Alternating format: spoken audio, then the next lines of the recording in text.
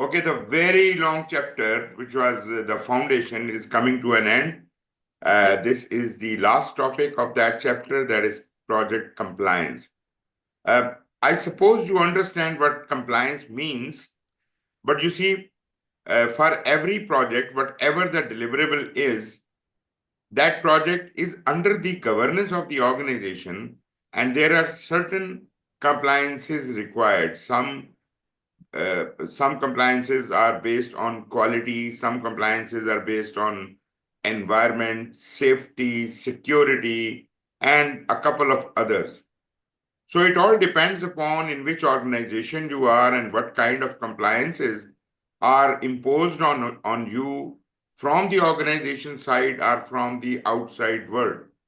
It might have come from external enterprise factors or internal enterprise factors, but no matter what you are producing, you have to comply with certain requirements of the project, right? Yep. So these may not be the requirements of the project. They are additional compliances which is required to be met uh, from the organizational perspective. Now, what these compliances could be, these could be government regulations, corporate policies, product and project quality. There might be, as you said, certain compliances regarding how to deal with the risk. Or if there is a PMO will take on the responsibility of ensuring that all the project comply with the organizational standards, organizational level. So PMO, if it exists, automatically take on the responsibility of compliance.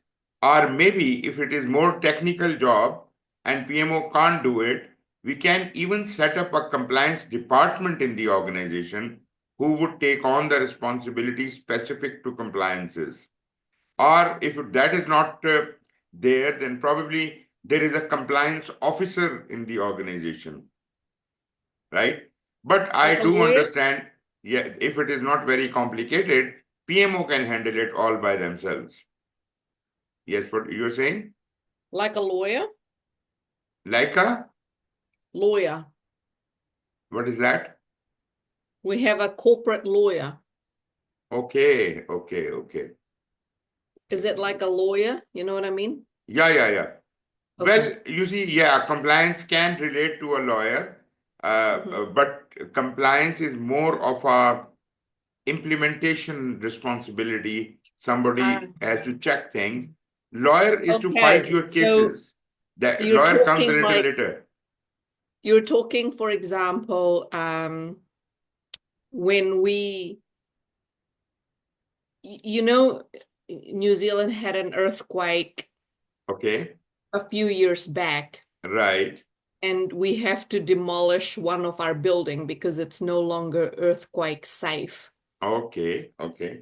So there is government regulations in terms of Exactly. the process required to Right, demolish the building. So while the project manager is managing some of that, but they are not too familiar with the lawyer, so with the law. So then we right, have to right. engage external people with the council to help us Exactly. make Yeah, sure we follow regulations. exactly. But you see, Okay. lawyer's job is to provide you the consultancy services or provide you the guidance. But Yeah. there must be some expert within the organization who would take on the responsibility of compliance. You can Okay. consult with a lawyer, no problem, but compliance is in-house responsibility. And if it is not very complicated, as I said, PMO can do it. Or if it is more technical in nature, then maybe you have a compliance officer or a compliance department for that matter. But I do Okay. agree with you, the existence of a lawyer could facilitate your job. Okay. Understood. Now, if you talk about the project itself, the project team is also responsible for project activity related compliances. I mean, those compliances uh, which will be ensured while the activities are being done, that much responsibility can be taken over by the project team themselves.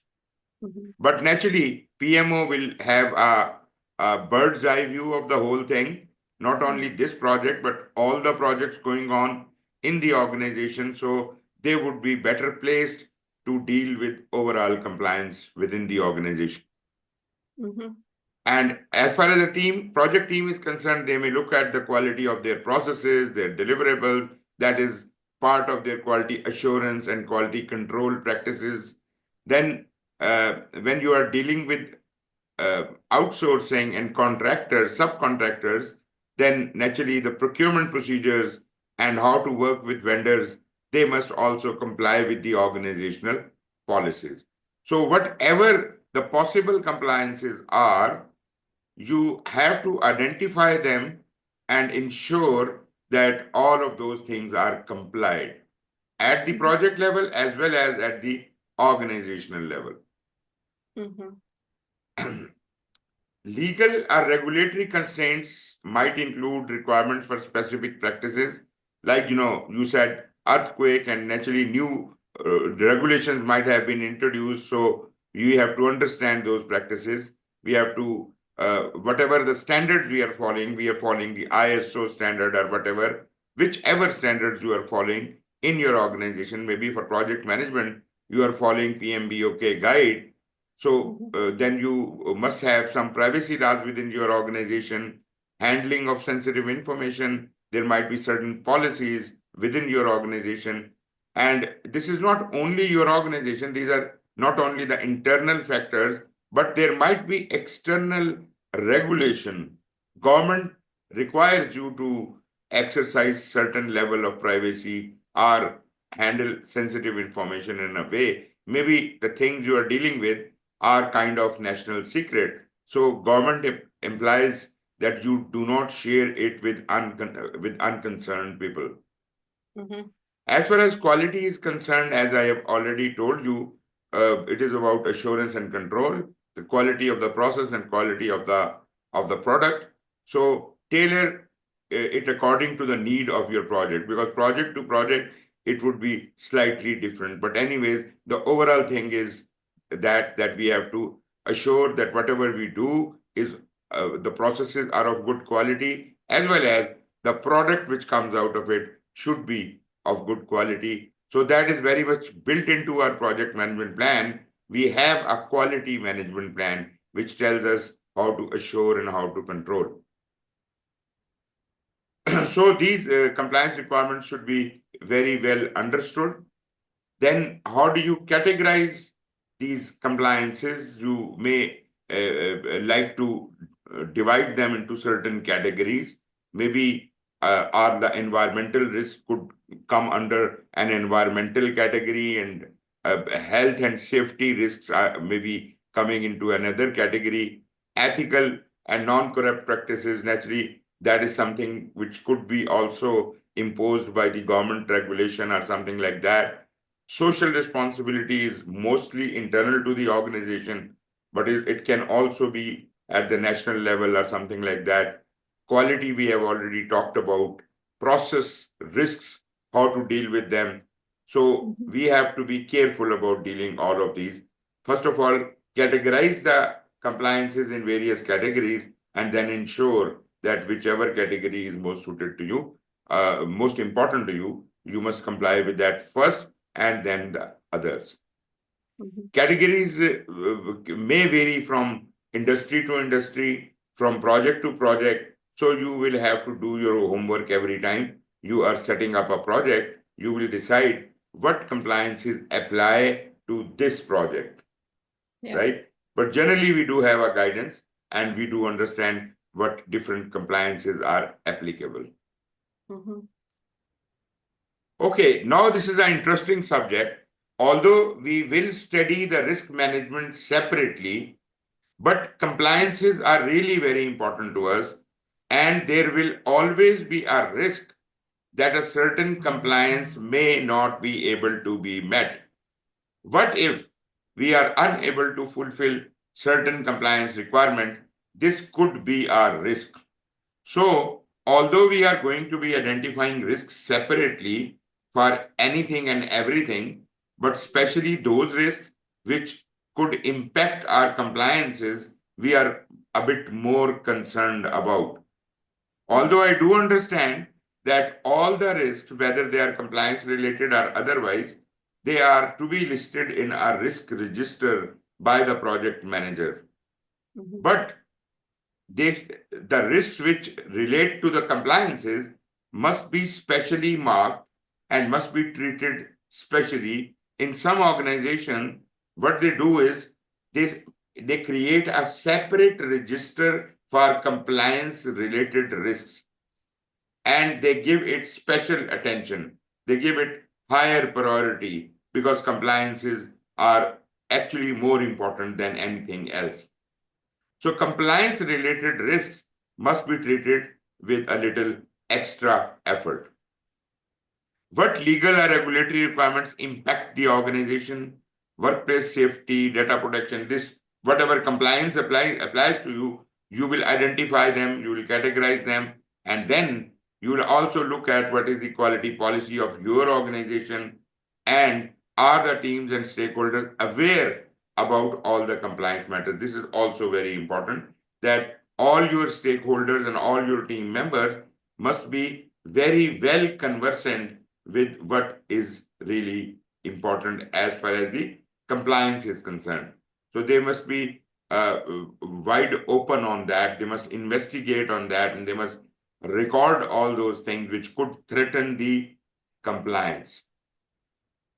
Compliance is so important that we could even try to treat it as one of the major project objectives. You remember I told you that from the project management perspective, we treat scope, time, and cost as project objectives. You remember that? Here it says compliance on another scale is again very important from the organizational point of view, and it's just to give it more importance, we are trying to say here that it should be treated as a project objective. No matter you have completed the scope and time and cost and everything, project is going very well, but it does not comply with one of the industry standards or the quality standard, probably all of your project will not go through. Your project will not pass through. It will not comply. Therefore, compliance could be given special attention and can be treated as one of the project objectives. So, if you can do that, if you want to, you raised a hand, yes? I have a question. Yeah, sure. In the previous slide, if we go back, sorry. Okay. Where or who in the organization handles compliance? So the PMO monitors compliance at an organization level. Is it the project manager's responsibility to manage compliance, or is it the project team? The compliances related to the activities of the project will be the responsibility of the project team. Why we say project team? Because project team are the people who are actually involved in doing the work. Although they are headed by the project manager, so the overall responsibility of whatever is happening in the project will lie with the project manager. I do agree with that. But you cannot say that team is not responsible. Team is actually involved and engaged in the process of compliance in a very deep sense.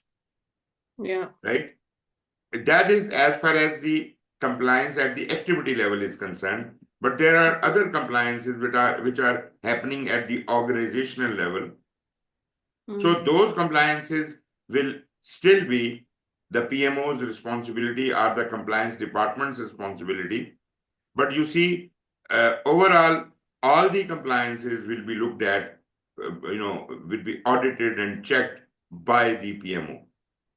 Okay, so the PMO still has the overall responsibility. The project manager manages it.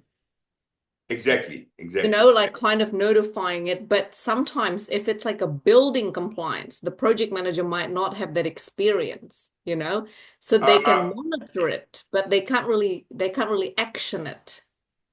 that's why we have the subject matter experts and consultants for that. Okay. So there is no problem if project manager doesn't have an expertise in certain area. He could Mm, get an opinion from the subject matter experts or can hire some consultants for that job. But okay. anyways, we have already said that project manager should be proficient enough in dealing with the kind of project he's, actually going to. Technically, he should be sound enough to deal Yep. with most of the matters. But if at all there is a problem, there is a opinion required from the experts. There is no hindrance. You can always go to the experts and get their opinion. Okay. Tahir has also joined. Tahir, how are you? I think his camera is not on, mic is not on. What is the time in Pakistan? It Sir, is all good. 12:20. Sorry, Pardon? Yes, Tahir, how are you? 12, it's noon time, all good, sir. 20 past 12. Noon. Lovely. Right. So we were on this slide. Mhm. Uh, we have talked about it. So should I go ahead with the next one? If you could repeat a little bit about what you said Okay. about scope I and just time. said that compliances are to be dealt with, are treated as more important than other risks. The compliance Okay. risk is more important. So compliance is Yeah. really very important, not only for the project, but for the organization. And Yeah. therefore, all the project compliances must be treated as one of the project objectives. Until and unless you comply with all those requirements, your project is not going to pass through. Yeah. So, proactively track and manage risks for compliance requirements. Why proactively? Because there might be a compliance risk that something wrong can happen and we are not able to comply with certain requirement. So you must consider that possibility beforehand. That could be treated as a risk to the compliance and proactively track and manage that risk as if the compliance may not be suffering. Yeah. Be prepared to perform quality audits because naturally that we keep doing throughout our project. We do the quality audit, we do the quality inspection for quality assurance and quality control respectively. Continuously validate legal and regulatory compliances for deliverable.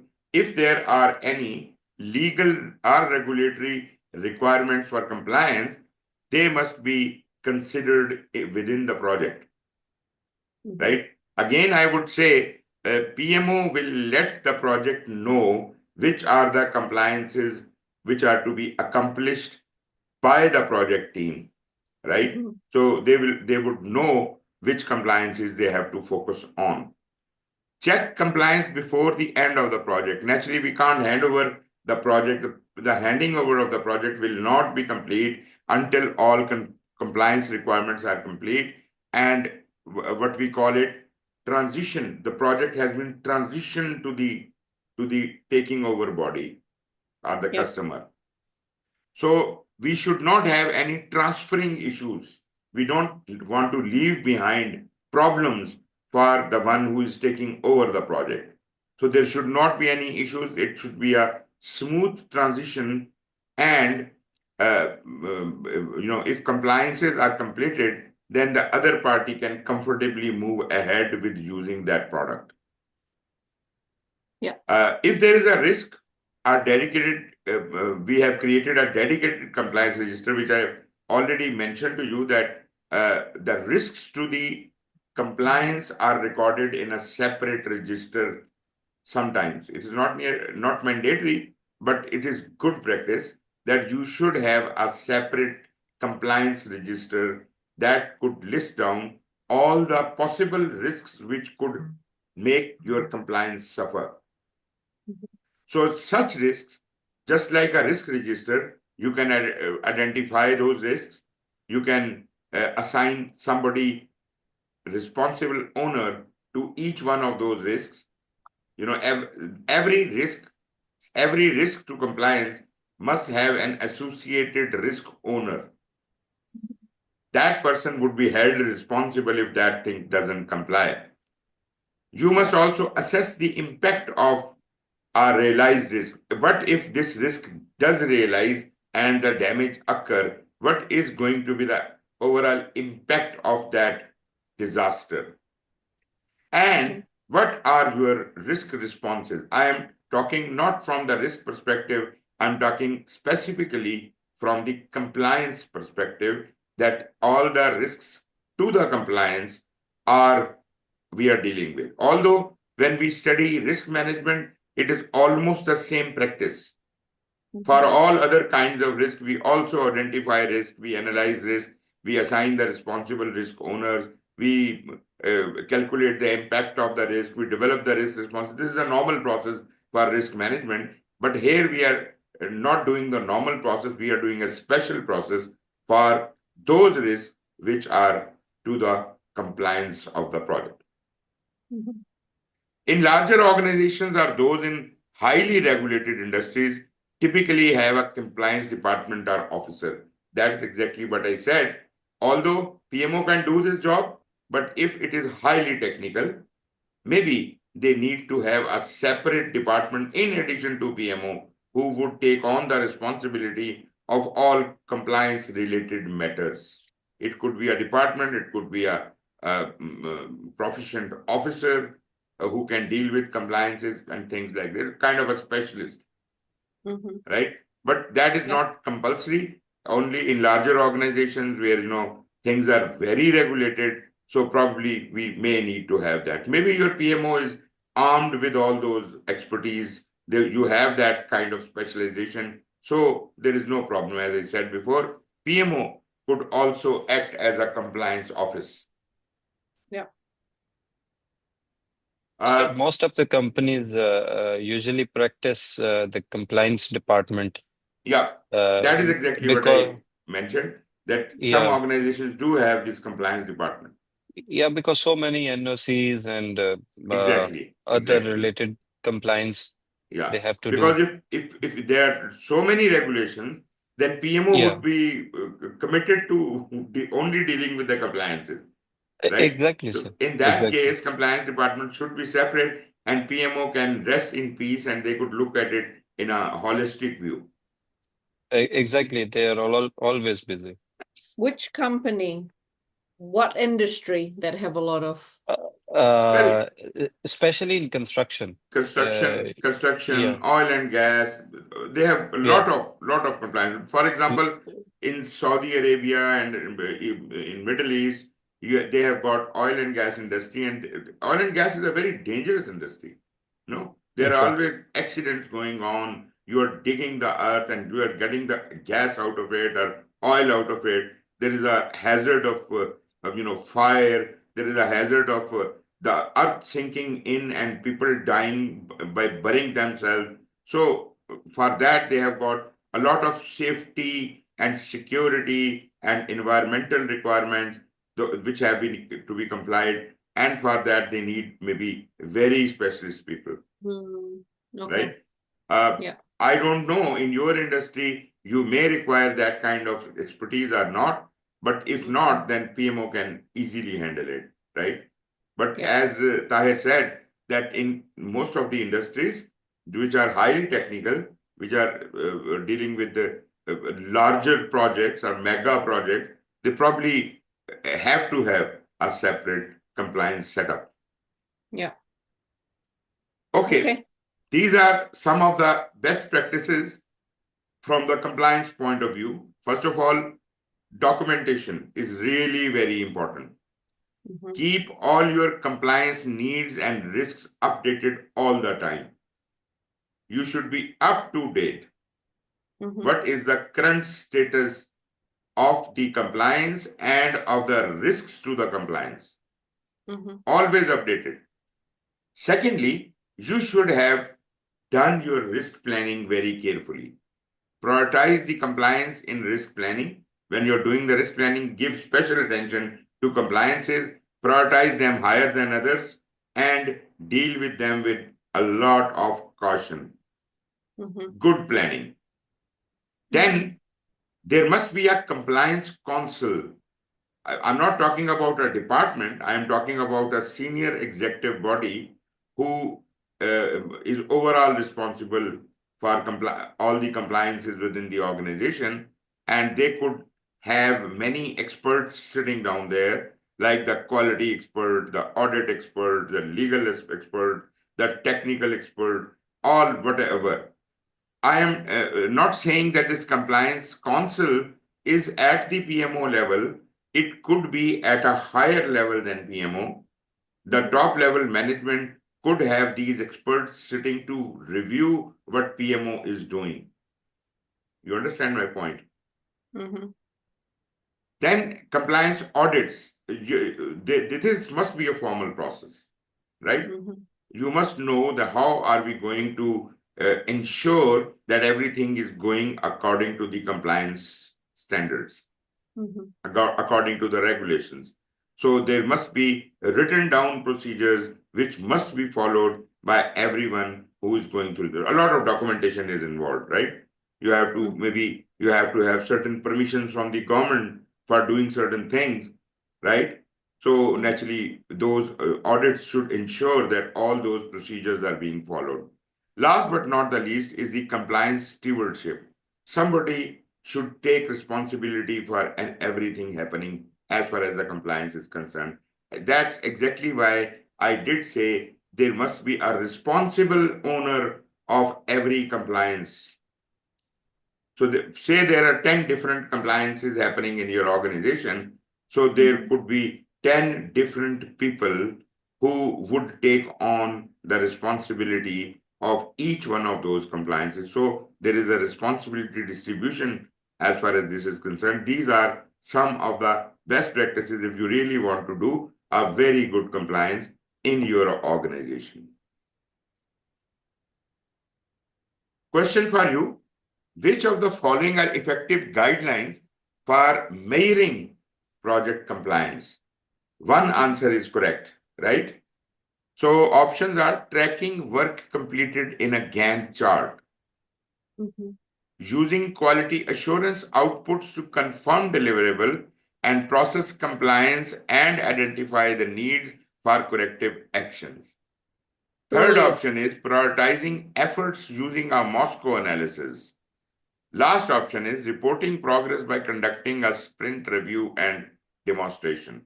Which is the most appropriate answer? B. Which one? Bravo. B. Yes. Tahir, you agree? Have we discussed Moscow analysis? I've never heard of it. Moscow analysis is a very different technique. Moscow But we analysis haven't is discussed just it, for right? prioritizing purposes. So that doesn't do the whole compliance thing. Although we said that we should prioritize the compliance risk higher than others, but that is just a part of the process. No, but right? we have not talked about Moscow analysis. No, we right? did not. We will Okay. talk about it when we will talk okay. about agile and all other things in more All right. detail. No problem. So the correct answer here is Bravo, because this is the only comprehensive answer which talks about our compliance, although it only talks about the quality compliance, but it does represent the whole process, quality assurance outputs to confirm deliverable and process compliance and identify the needs for corrective action. So this is a whole statement which does refer to a project compliance. Okay. Okay, we are done with lesson number 1. Any questions Wonderful. so far regarding the whole lesson? No, there's just a lot of information, isn't it? Yep. Okay, so I will just put on the next lesson and let us have a little break of about, say, 5 minutes. Just give me 5 minutes to put things in order and then we will start. Is it all right, 5 minutes, or you want more? No, 5 minutes is good. Okay. See you soon.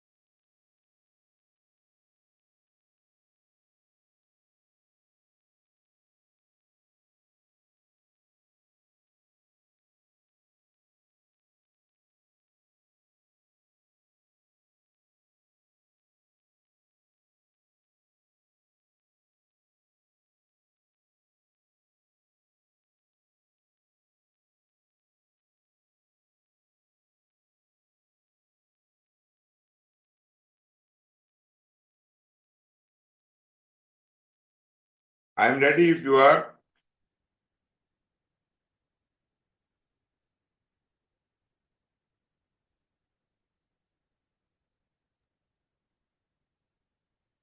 Okay. Okay. Tahir, are you there?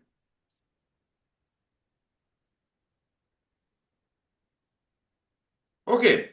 Now, this chapter is kind of a very soft chapter as compared to the previous one. Previous one was full of data, full of information, a lot many things. That's why it took a long time. Although the number of slides in this chapter are more than the previous one, but I think we can glide through them. And the thing which we would have to focus more is the fourth topic, that is determining the project approach. So we'll talk about identifying and engaging the stakeholders. We'll talk about forming the team, building shared understanding. These are general things, right? You just have to develop a common understanding about all these things, how to deal with stakeholders, how to develop a team. I think you keep doing that all the time, right? But thing which you probably have not done is, determining the project approach. You have been doing things in maybe predictive manner most of the time, and agile you might not be very current about. So how do we determine which approach is more suited for this project? This is something we need to spend a little more time on. So the first topic is identifying and engaging the stakeholders. You see, after the charter has been issued to the project manager, naturally, issuing the charter is not project manager's responsibility. If you remember in the predictive flow, when I said in initiation there are only two processes. One is develop charter, which is not the job of project manager. That is the job of the project sponsor. He develops the project steering committee. They develop it and they give it to the project manager. So project manager is on the receiving side. As soon as project manager has received the charter, the very first thing he can and he should do is to start identifying all the possible stakeholders and start developing an engagement plan with them. Although this engagement plan will go on during the planning, but initiation, at least identification of all the stakeholders and broad analysis should have been done, right? So this represents that topic and we are moving with it. First of all, we all must understand who all are the stakeholders. So how do you define who all could be the stakeholders? I have my own way of expressing it. I say anyone and everyone who has anything to do with the project is a stakeholder.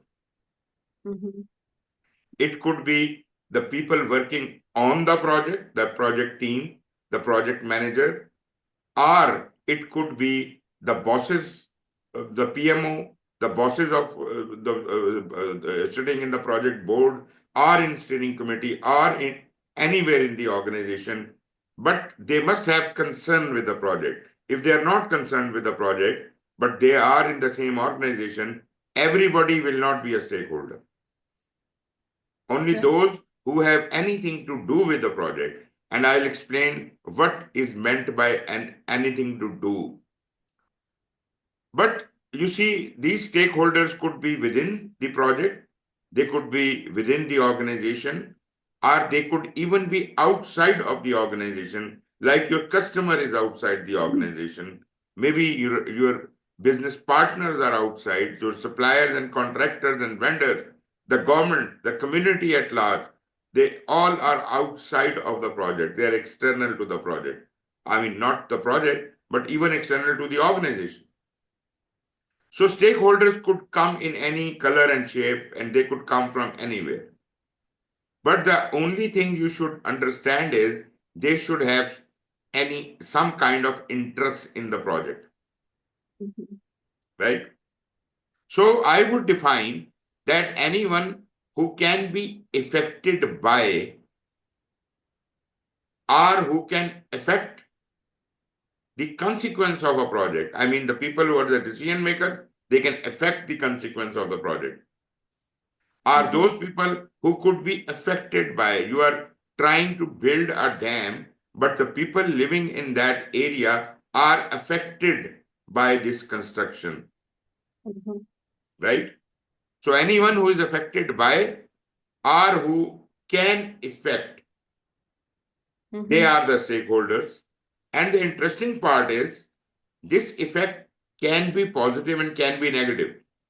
That means you could have positive stakeholders as well as negative stakeholders. I mean, you could have a stakeholder who is opposing the project. Why should I identify a negative stakeholder? What do you think? Because the negative stakeholder could affect the project later on Exactly. negatively. So we must understand them, we must communicate with them. What is your problem? Why are you against the project? Try to convince them and, try to neutralize them in some way, as if they do not have that kind of grudges and they don't cause hurdles to the project. Now, anyone affecting or affected by the project naturally is a stakeholder, positively or negatively. But there is a third category of people as well. Those you do not recognize them as stakeholders because, according to your perspective, they have nothing to do with the project. But that person claims that I should be included in the list of stakeholder because I think I will also be impacted by this project. Should you respect this person and add this person in the list of stakeholders, or should you not? Yes. I was going to say no. Okay. But you see, anyone who claims he or she wants to be a stakeholder and he or she is a stakeholder, you can't just say no to them. Because that person, if you say no to that person will become a negative stakeholder and start putting the spanner in your project. Even we if have that person has nothing to do with the project. You think so, but that person doesn't think like that. You have to identify that person as a stakeholder. You have to talk to that person. You have to engage that person, and maybe you are able to convince that person ultimately that you actually have nothing to do with the project. You had a wrong perception. So, if you like, we can exclude you from the stakeholder list.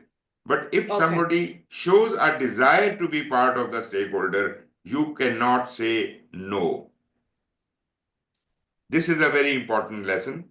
So anyone affected by or affecting the project, and anyone who thinks he can affect or affected by can also be a stakeholder.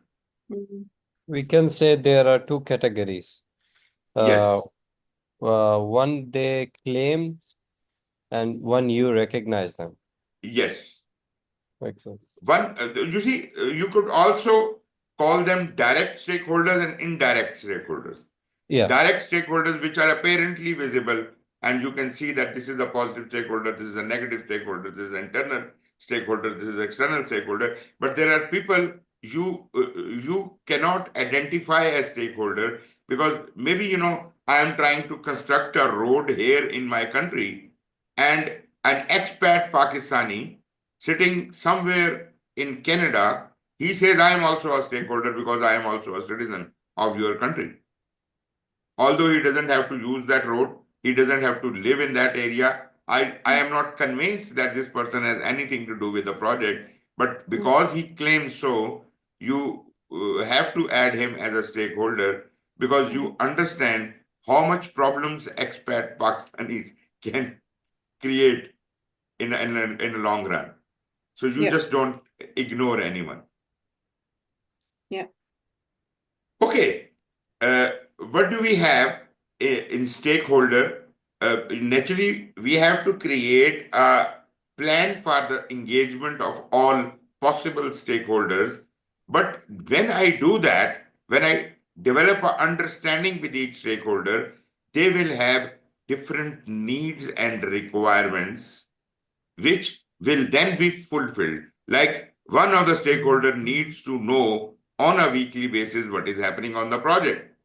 Another stakeholder who is maybe a banker and he is just giving you a loan for your project and he just is interested in the repayment terms and he is not concerned about the progress of the project. He is more concerned about the schedule of repayment.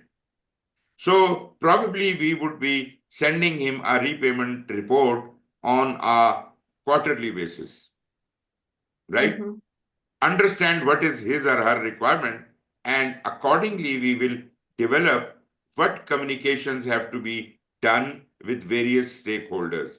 So Mm-hmm. stakeholder engagement is a separate area, but that gives birth to the second area, which is communication management plan. When we understand what are the needs and requirements of all the stakeholders and what, when, and how is to be communicated with them, then this information is passed on to the communication management plan, where we actually conduct those communications. So Mm-hmm. here the topics which are important are, first of all the possible stakeholders must be recorded in a not risk register, but a stakeholder register must be created on which all positive, negative, direct, indirect, positive, all kinds of stakeholders, external, internal, all types of stakeholders must be listed down. And if you can somehow classify them, it would be even better. But at least there must be a list of all the stakeholders. This is your stakeholder register. Then, based on that, and this register, you start developing right from initiation. Right from initiation. Although this is a continuous process, during the life of the project, new stakeholders might be introduced. Old stakeholders may leave and they may not remain the stakeholder. So you will keep updating this stakeholder register until the project is completed. So stakeholder engagement is a continuous process. It is not to be done only in initiation or in planning, but this is a continuous process, happens throughout the project. But what I am mentioning here is, as soon as the charter is given to you, you start working on identification of stakeholders. And then it continues. And as I said, when you have developed your engagement plan, you can develop a communication management plan resultantly, because you know the stakeholder needs and requirements of what reports are to be communicated to them. So communication management plan will come into play. There is another thing which we'll talk about, that is stakeholder engagement assessment matrix. When you will analyze your stakeholders, you will see their needs and requirements and develop a stakeholder engagement assessment matrix, that what is the status of this stakeholder right now and where we want to convert him to. Maybe one of the stakeholders is hostile.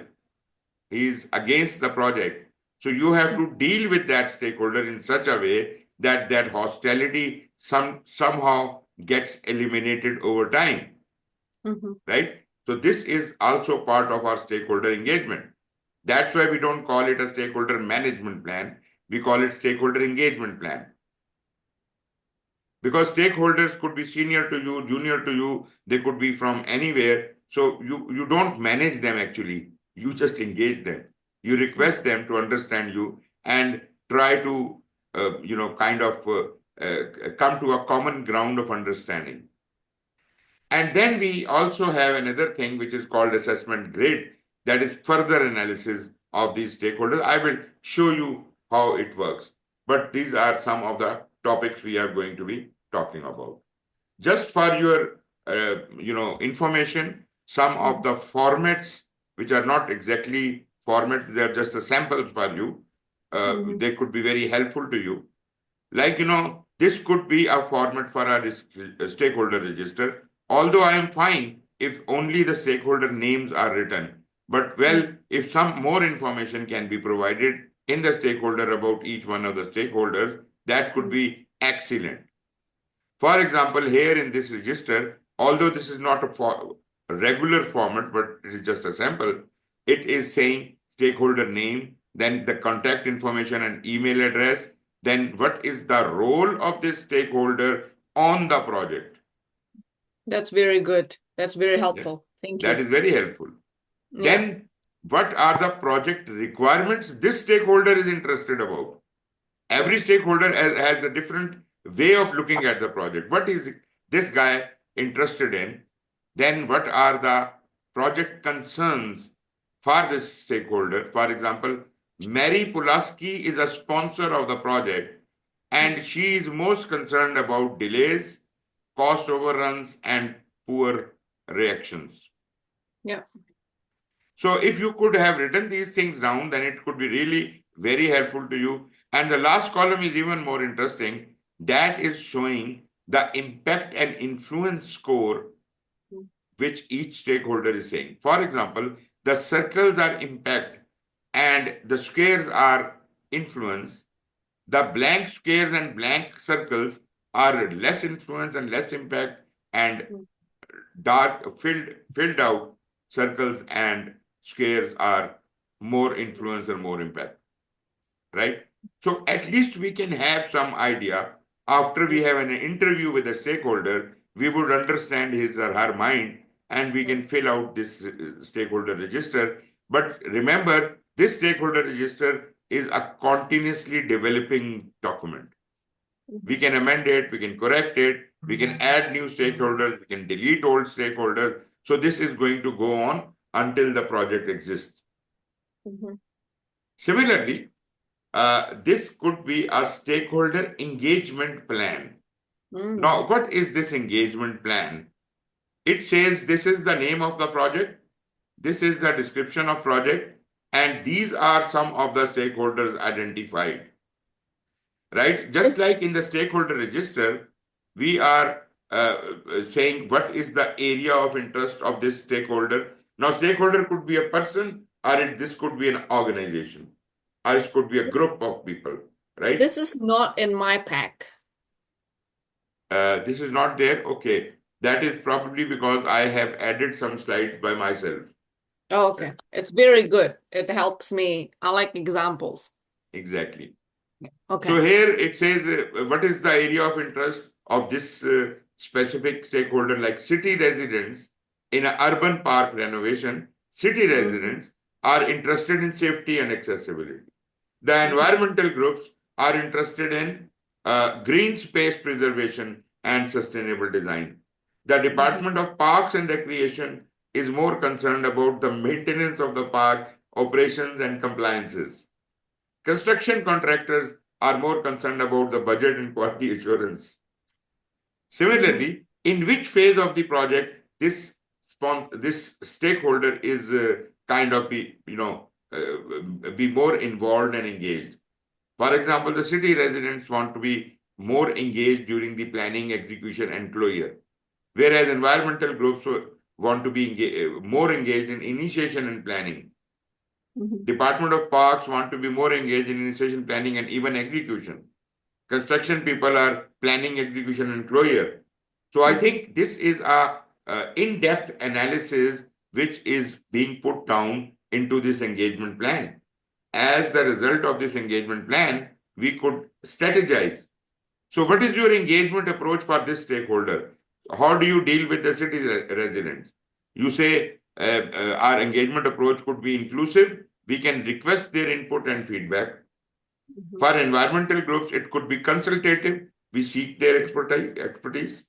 For Department of Parks and Recreation, it could be partnership oriented because we will be working hand in hand. So work to ensure the park's long-term viability. And the construction contractor, again, it is going to be collaborative because we are going to work with our contractors collaboratively, closely to ensure successful execution. Okay, you have decided the approach. What method will you use to communicate with them? With city residents, maybe there are so many, we can't interview them, we cannot communicate with them, we can't write them letters. So we rather will use social media and web postings to make them aware of what is happening on the project. About environmental groups, naturally they are more concerned. We will communicate with them by emails on monthly basis. Look at the frequency also. Yeah. Department of Parks, we will be on phone calls and it will be bi-weekly. And construction contractors will be in-person meetings and that will be weekly. So you have actually drawn it all open. The things are now much more clearer. Just from the stakeholder register, we have created this analysis and we have developed an engagement strategy for each one of the stakeholders. Do you understand this? how good and how important this document could be. Yeah. Clear. Okay, once you have established these things, you could create a communication management plan. And communication management plan is not about only the stakeholders. It is about what type of communication is to be done, what is the objective of that communication, what is the format of that communication, how frequently it will happen, who is the audience of that stakeholder, or audience of that communication, and who is the responsible owner of that, who initiates that communication, and what is to be delivered. For example, kick-off meeting is one of the communications which has been decided. Objective of this communication is to introduce the project and manage expectations. And it is in format of a meeting. People will get together and will meet. This is only one-time activity in the beginning of the project. Audience would be all core project stakeholders. They will all be brought on board. They will all be briefed about what the project is going to start, and this is how we are going to go about it. Who is responsible for this communication? Project manager. And at the end of this meeting, the deliverables will be meetings of the minute and maybe the updated charter. Similarly, there could be another report, status report. Status report will be objective would be report of the status of the project. Format could be document or email. It could be done weekly. The audience could be all core project stakeholders. Again, the owner is project manager, and the deliverable is status report, issue log, risk log, and things like that. That's very clear. That is very, very clear, because sometimes when you start a project, Yes, you're wondering who should be the owner, what are you going to be doing? exactly. People all, especially if they are in the project team and they're not Exactly. used to working in project, they always want to know, is it going to be an hour? Is it going to be half an hour? Is it going to take too much time? This is very, very clear. Thank you. Exactly. So I'm just showing you the format. You could adopt them. You could create your own. You Yeah. must create your own because it should be customized to your organization's need.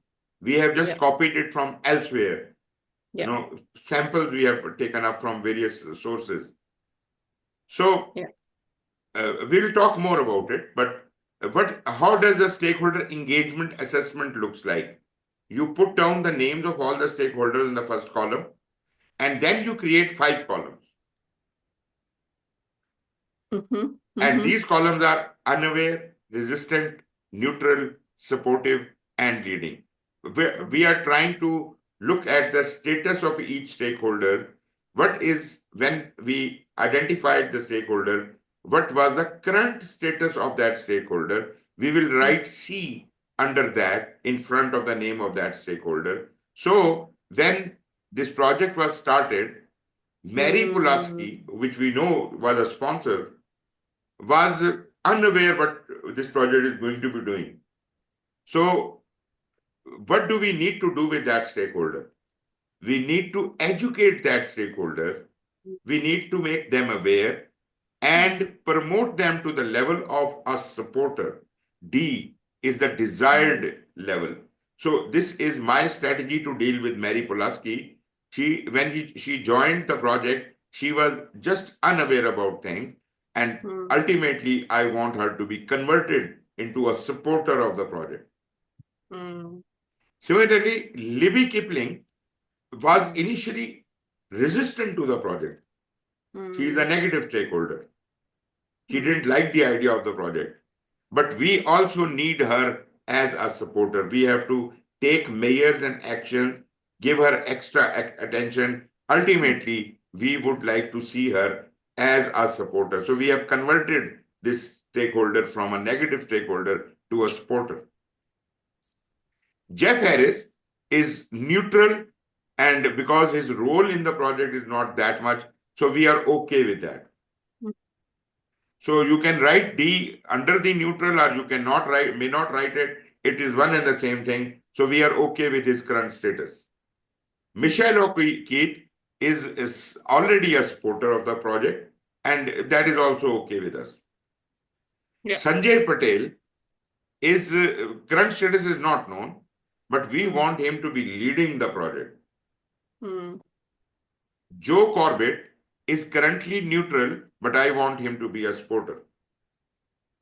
So if you can create this stakeholder engagement assessment metrics, it could be for all the people, all the stakeholders. We have got 100 or 1,000 stakeholders. This is a long list, and that is clearly showing what the status of a stakeholder was when they were identified and what is the desired status, C and D. I think this is a very nice document. So I can see that, say, Libby is resisting at the moment, but the desire is we want her to be more supportive, right? Yes. But what it doesn't tell you is how do we get her from Yeah. being, right, How? from This we will current decide to later. future? We don't know. We will decide later how are we Okay. going to go about it. But we have just shown our desire that we Yeah. want this stakeholder to be converted to that level. Now we will put in those efforts. This will be Okay. part of our Wonderful. stakeholder Wonderful. engagement plan. Perfect. Okay, moving on. Now this is interesting. Here what we are doing is we are trying to put all our stakeholders into different quadrants. We could analyze our stakeholders based on certain most important parameters. For example, I am trying to evaluate them from the interest perspective and the influence perspective, right? You can see those who have low stakes have low interest, and high stakes they have high interest. Those who have low influence and those who have high influence. So this is a kind of a gradual scale on the interest and a gradual scale on the influence on X and Y axis. Let us assume that this scale is from 0 to 10, right? So I say stakeholder number 1 is he has got interest of 4. Let me put he's an interest of 4 and he has a influence of 6 level. So where should I put him? 4 on influence and 4 on 6. interest. So Oh. it is almost like here. Handle And with 6. care. So this is the place this stakeholder is placed. Yeah. And similarly, I keep placing all the stakeholders with whatever the score they have got. So all these stakeholders are in one of the quadrants. So these are many stakeholders. Okay, now if I can divide the whole picture into 4 quadrants, the top right quadrant is the highest influence and the highest interest. The people who have got a lot highest influence, they are the most powerful people, and who has got a lot of interest in project, they are keenly interested in whatever is happening in the project. So they are very important to us. We have to deal with all these stakeholders in this quadrant on top priority. Yeah. Right? So they are high influence and high stakeholders. So they are most important to me. Yeah. Okay. Then we have got a high interest and low influence people. They are in this category. These people, because they are not powerful, they don't influence us, they can't command us. So they just want to know what is happening. So keep them informed. They need help to participate. Just keep them informed. So it could be through social media, through some kind of communication, maybe a newspaper advertisement. Generally, the customer or, for that matter, general public at large, they could be in this category, because if I am constructing a road, then there are people who are going to be benefited out of it, but they have no say in it. They are not providing any funding. They are not providing any decisions. So they have no say in it, but they are very interested. to use this facility. So I will have to keep them informed through some means of what is happening on the project, as if they can be satisfied. Because if I don't keep them satisfied, they will start causing riots. Right? They say, why are you doing this? What is the fun in it? What is the benefit to us? You are not telling us anything. Is it a secret or things like that? So you have to pacify them. You have to keep them engaged. Then this category, the top left category, they are very powerful people, but they have least interest in the working of the project. That means they don't need to be informed about everything what is happening. And we only should contact them when we need certain decisions from them. That's all. Don't overload them with information, unnecessary information, which they are not interested in. First of all, they will get perturbed when you provide them unnecessary information. They will be bored with it. And secondly, this unnecessary information can be misused by them. They will try to take revenge from you that why are you providing so many reports? So they will start asking stupid questions from you. So you must understand, handle these people with a lot of care. They are important people. They are decision makers, but please handle them with care. Don't overload them with information. For example, the banker who provided the loan for the project is very important because he has provided the loan. But if I start calling him on daily basis and telling him today, we are doing very good job, and one person has gone on sick leave, and this, what has this banker to do with a person going on sick leave? Or what is my daily progress? He is not interested. He is just interested in one thing: give me a quarterly report on when you are paying me back. That's all. So just don't give him extra information, because that could be harmful for you. Yeah. Then comes the bottom left quadrant. These are the people with the least influence and least of interest. So these people we don't really need to worry about. We just need to keep an eye on them, because you must understand, a stakeholder may not remain in the quadrant where you identified him. Right? When the project will go on, new stakeholders will be introduced, old stakeholders may be eliminated, and maybe some stakeholders start moving upwards to some other quadrants, like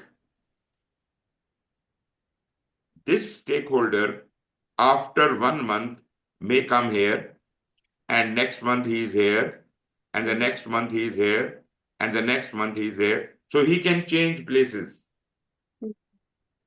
Right? So this stakeholder, who was low influence and low interest, ended up in the top priority ultimately. So I have to watch him, keep an eye on him, and as soon as he crosses the boundary of one quadrant and enters into another quadrant, my strategy to deal with that person will accordingly change. You understand my point? So you see, it is not happening only to one stakeholder. Maybe this stakeholder started moving this way, then he got here, then he got here, then he got here, and maybe he got here. As But in what is throughout your... the project, or as Yes, in please? throughout the project, or what do you mean that they're changing? I didn't get you. Are you saying that at the start of the project, let's Yeah. say one of the executive team, right, is Right. very high influence, but the interest in the project might be low because Yeah. they're not that involved, right? Right. So you handle with care at the beginning. Just imagine this was the banker from whom Yeah. we have taken loan. After some time, when the loan is being paid, he is a bit satisfied. His power is reduced because we have paid 70% loan. Then he goes down and he gets into the category of low influence and low stake. He is not completely eliminated. He could be eliminated, but he is still residing here because maybe he has some interest left. But then suddenly his interest rises into the project and he comes to this place, right? And ultimately, maybe again, maybe another loan is being granted, and or some other, maybe he got involved, he got interested and involved in the project, and therefore he got into the top priority. But generally speaking, how should it happen? You should try to move people who are, okay, let me use a different color. General tendency should be the people in the upper right, upper left bracket should, you should make your effort to bring them onto the upper right corner. And people who are here should be moving to this side. Right? And, this is your first priority. Try to move the high influence, low stake people. By increasing their stake, you can make them top priority. The low priority people who are low influence, low stake, by increasing their interest, you can bring them into the bottom right quadrant. So this is how my strategy would be working. So I just try to make you understand how we can categorize hundreds of stakeholders. These are not couple of stakeholders. There are hundreds of stakeholders. It is not easy to just make a strategy for every one of them. So we are trying to categorize them into various boxes, and we are creating one strategy for every box. If the stakeholders are few, we could have done that. We could have created a separate strategy for every stakeholder. But if stakeholders are, say, 5,000 stakeholders, it is very difficult to create 5,000 strategies. So we can use this grid, and we can create a good strategy just by simplifying the whole process. Okay. This is another view of that. The same 4 boxes. Here it is calling the top priority people as key players. They focus effort on this. Key players focus effort on this group. Involve in governance. Their decision-making bodies.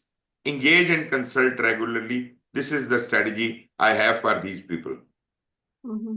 Right? High interest, high stake, right? And these are the people who are only high interest. So meet their needs.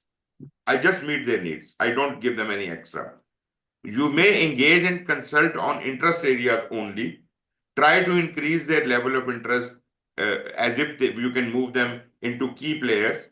Aim to move into the right-hand box.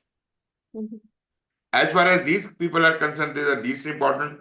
Just keep them informed, generally through general communication like newsletters or maybe websites or publications or something like that. You don't need to have one-on-one communication with them. Show consideration for those people who have shown interest in the project. Make use of their interest through involvement in low-risk areas. Keep them informed and consult on interest areas. They are potential supporters and goodwill ambassadors. And the people who are least important, we aim to move them into this quadrant. We want to increase their interest. So in both the cases, our strategy is to increase their interest. Right? Anyways, I just mentioned to you, there are 2 parameters on which I am doing that. If I am doing that on 2 parameters, they could be anything. They could be interest versus influence. They could be interest versus power, or any 2 parameters.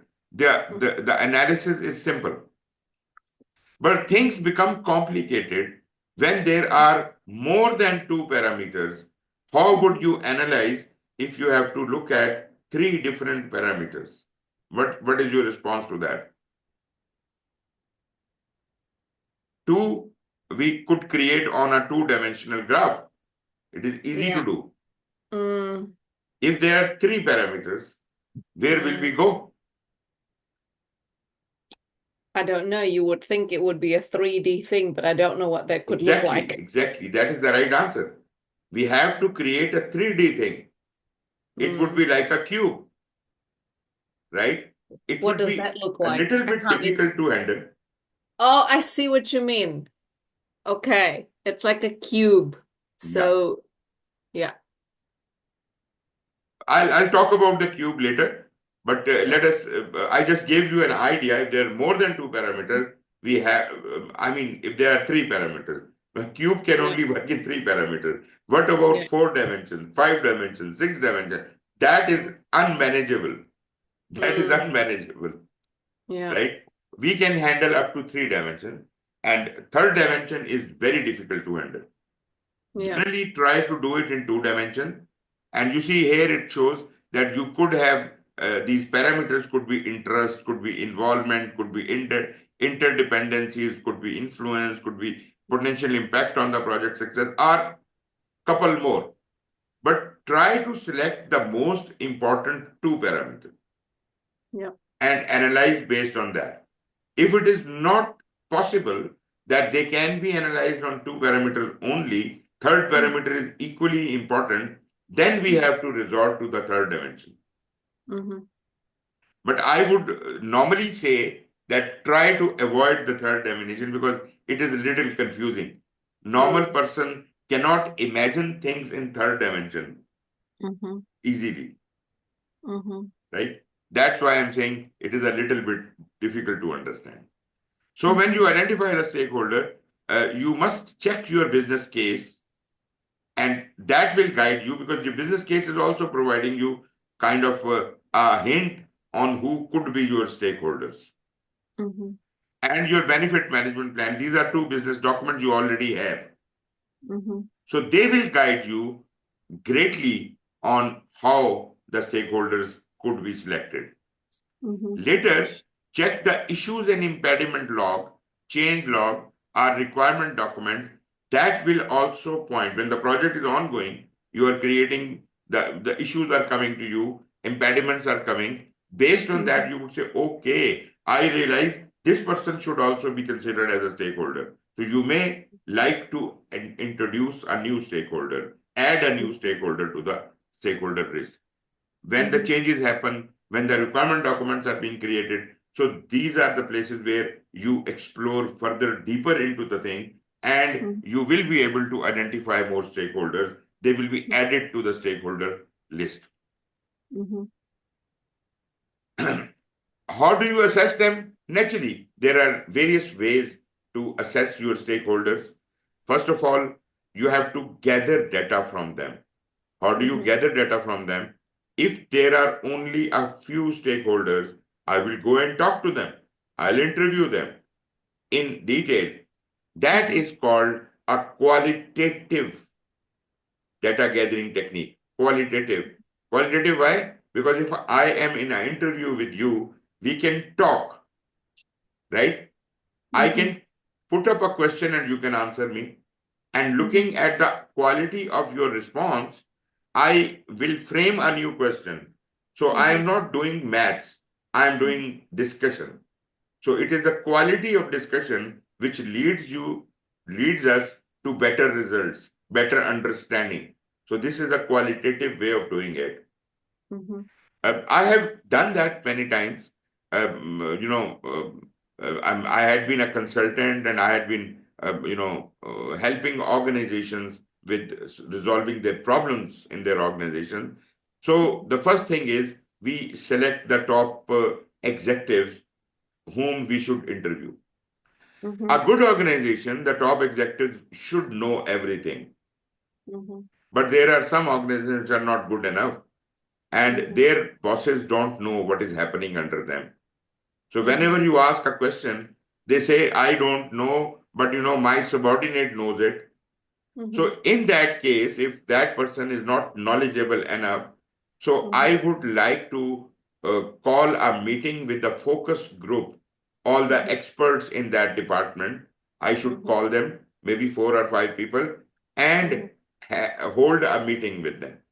Naturally, it could be in presence of the team lead or whoever is the head of the department, or it could be only with those experts. But the problem with that kind of communication is that they are not going to be open as you were open when you were interviewing a single person. Kind of when you are interviewing someone, there is no one else in the room. You can be a little bit frank with that person. That person will share intimate details with you. But when there are 5 people sitting there is formality in it. Moreover, they may be holding back their opinion because the other person sitting there may be more knowledgeable and that may challenge them, or that other person is their boss and they don't want to give an opinion in front of him. So focus group has got its own problem, but at the same time, focus group is a great way of collecting data from people.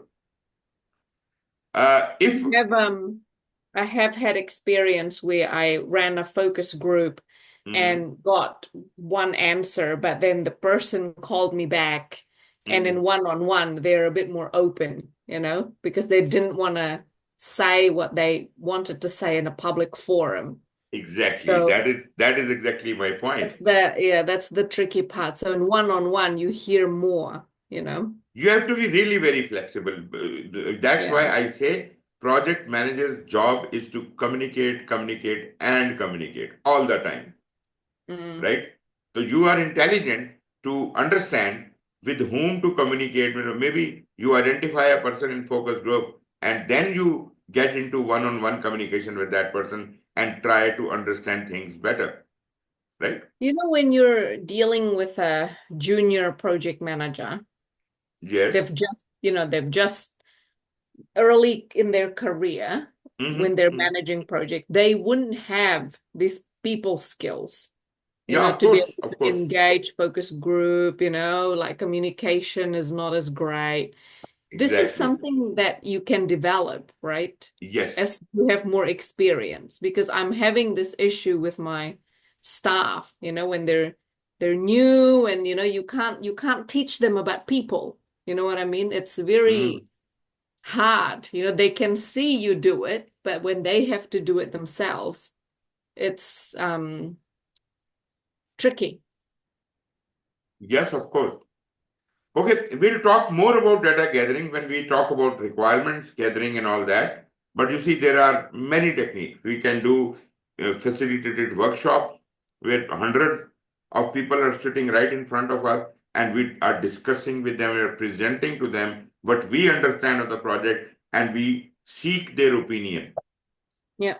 Or if it is not possible to consult everyone in person or in a facilitated workshop because your company is divided into globally and they are spread over the whole world, then probably it is not possible. Then we can send out questionnaires and surveys to them. And that is the quantitative analysis. That is not qualitative, that becomes quantitative. Yeah. But anyways, then brainstorming is very important because everything should not be discussed on a logical pattern. There are things where we have to think outside of the box. Like you have to dream on what else you think about this point.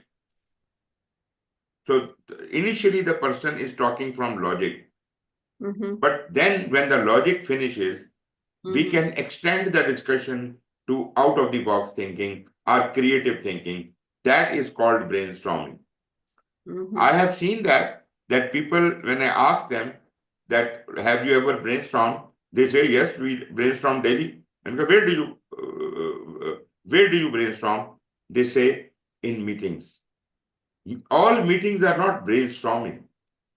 Most of the meetings are logical meetings. You're not doing any brainstorming. Brainstorming, we'll call it only when you are thinking out of the box. Only when you are trying to be creative. That is the brainstorming session within a meeting or anywhere. Mm-hmm. But anyways, we can talk more about it later. When you have gathered this data, then you analyze all the data of the stakeholders. And for that, I have already talked to you about the stakeholder engagement assessment metrics, the Mm-hmm. current status and the desired status thing. And then I have also talked about how this data can be represented. It could be represented in form of two-dimensional quadrants, four Mm-hmm. quadrants in two dimensions. This could be between power and interest. It could be between power and influence. It could be between impact and influence. Select any two most important items. This could be a two dimension. This is the simplest and easiest way of dealing with large number of stakeholders. Mm-hmm. But a more trickier method could be a 3D grid, where Mm-hmm. there are three parameters, and I'll talk about that. Mm-hmm. Another way of dealing with more than three is called a salience model. Rather, I Mm-hmm. would say cube is also a salience model, but basically dealing with more than two would be represented with by another method, which is called a salience, and I'll show you that. And Mm-hmm. then you have to see the direction of influence. Who is influence whom, Mm-hmm. right? So these are some of the things how you are doing the gathering about stakeholders, analyzing the data, and then representing them in shape of some kind of a diagram or a graph. Mm-hmm. That can make the picture very, very clear. Mm-hmm. Uh, as far as creating the stakeholder register is concerned, I have shown you the pattern. You capture Mm-hmm. and record the important stakeholder information. Mm-hmm. Factor in your organization process assets, like you can look back into the company archives of the old project and see in a similar project we have done earlier who Yeah. were the stakeholders. This could give you a good indication that what kind of people are supposed to be stakeholders for this kind of project, Mm-hmm. right? So this could be very helpful. Update it. Your stakeholder register is not complete until the project is complete. Mm-hmm. Therefore, your job is not done in initiation, that you have created a stakeholder list and that is going to be unchanging. It will be continuously changing. It should be updated regularly. So describe the evolving relationship with stakeholders throughout the project. When we deal with the stakeholders, our relationship and our engagement with that stakeholder changes, and we convert the negative stakeholders into positive stakeholders, Mm-hmm. right? If a negative stakeholder becomes a positive stakeholder, his parameters have changed, Mm-hmm. and our strategy to deal with that stakeholder will also change, should also change. Mm-hmm. So when we do all that, this stakeholder register, you will find this is such an interesting document that it contains almost all the information necessary to execute the engagement plan. Mm-hmm. So this stakeholder register becomes the initiation point for developing a detailed analysis report on how are we going to keep the stakeholders, various stakeholders engaged in our project. Mm-hmm. So we refer to the risk register from previous and similar projects for help, like OPS. Remember this as a public document, so ensure the information presented is appropriate. This is a very interesting point. A stakeholder register is a public document and Mm-hmm. anyone can see it. Mm-hmm. Therefore, do not put confidential information in it. Mm-hmm. For example, what is your strategy to deal with them? Don't put it there, right? Yeah. So generally, the sensitive information should be avoided in these Mm-hmm. documents because they are public documents. Yeah. Another example of the risk register here, uh, this is from the case study of Shoppe Lifestyle Center. So these are Mm-hmm. 12 stakeholders identified for that case study. Mm-hmm. Eugene Loy is the sponsor. Mm-hmm. She is currently the CEO and also the sponsor. He is internal to the internal stakeholder. Major requirements are he wants to see the project successful. His expectations are on-time completion and successful partnership, and his influence is that he is the champion of the project because he's a sponsor, right? Then OSS Town Municipality, they are the people who are kind of, we are building doing our construction in their municipality. Therefore, they have got a lot of influence. They are external stakeholders, they are government partners, funding contributors, and they are the owners of the site. The site on which we are constructing, they own it. They are very important. So what are their major requirements? Successful completion of facility and partnership. And what is the expectation? They want to hold you accountable for everything. And they are supposed to be, their attitude should be supporters because they are our partners. And so on and so forth. All the roles are written here. Whole case study, which we have talked about already, these are the various players in that. For example, Hassan Prasad is a VP of Business Development. This is an internal stakeholder. He is a portfolio owner. His major requirement is capacity for ongoing revenues because he's talking about business development. He's VP of Business Development. So he's looking at capacity for ongoing revenue, and his expectation is end user in phase 3. Phase 3 is when this project is complete. I mean, first phase, we construct the buildings. Second phase, we hire tenants for that, for commercial as well as a residential area, and we start making money out of it. And once this second phase is complete, we are going to replicate the whole model in the third phase in another area. Yeah. So he is interested in, and he is the end user in the phase 3. And so on and so forth. I can explain it all, but you have the idea now how a stakeholder register looks like. Then, what are the things which should be compared for the stakeholder? Like the 2 parameters we said. Generally, when we create this 2-dimensional chart, the quadrant thing, we normally use power and interest. On x-axis, we use interest. On y-axis, we use power. We could have used influence. We could have used something else. Other things which could be used could be influence, attitude, impact, whatever. But you have to choose only 2 parameters. So this is how the 2-dimensional analysis is done. So this is, as I said, this is the 2-dimensional analysis. But if there are 3 parameters like power, interest, and attitude, then it will form a cube. Not a flat quadrant, 4 quadrants, but it will form a cube. Direction of influence, what is that? Your direction of influence could be upwards, downwards, outwards, or sidewards. Upwards mean you are influencing your organization upwards. Downwards is in the project hierarchy, you are influencing the team or the people who are working on the project. Outward is have a stake in the project, client and user external, meaning the stakeholders, all the people who all are the stakeholders who could even be external to the project. So you have an influence on them. Because you are a project manager, you have to have an influence over them through that. That is the purpose of the stakeholder engagement. And sidewards, that to your peer level, the other project managers, the other managers in the organization, you communicate with them, you influence them, for various purposes. So these are the various directions of influence. Okay, this is generally how a salience model may look like.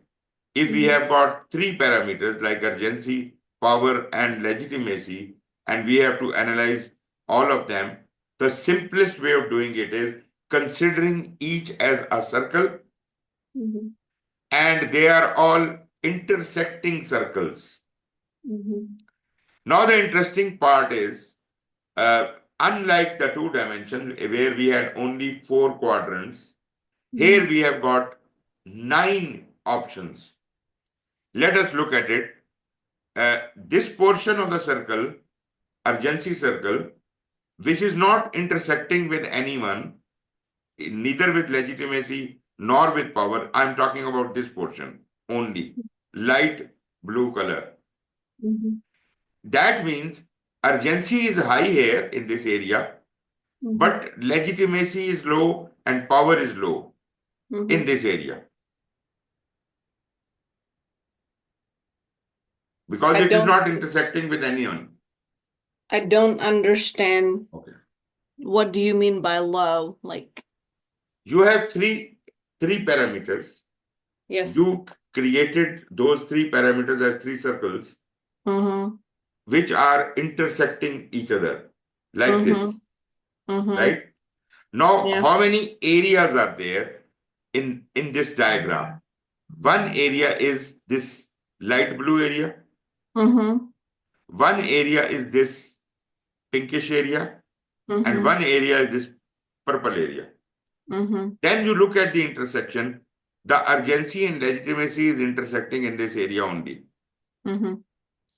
So this, apart from 3 areas, this is the 4th area. This is the 5th area. This is the 6th area.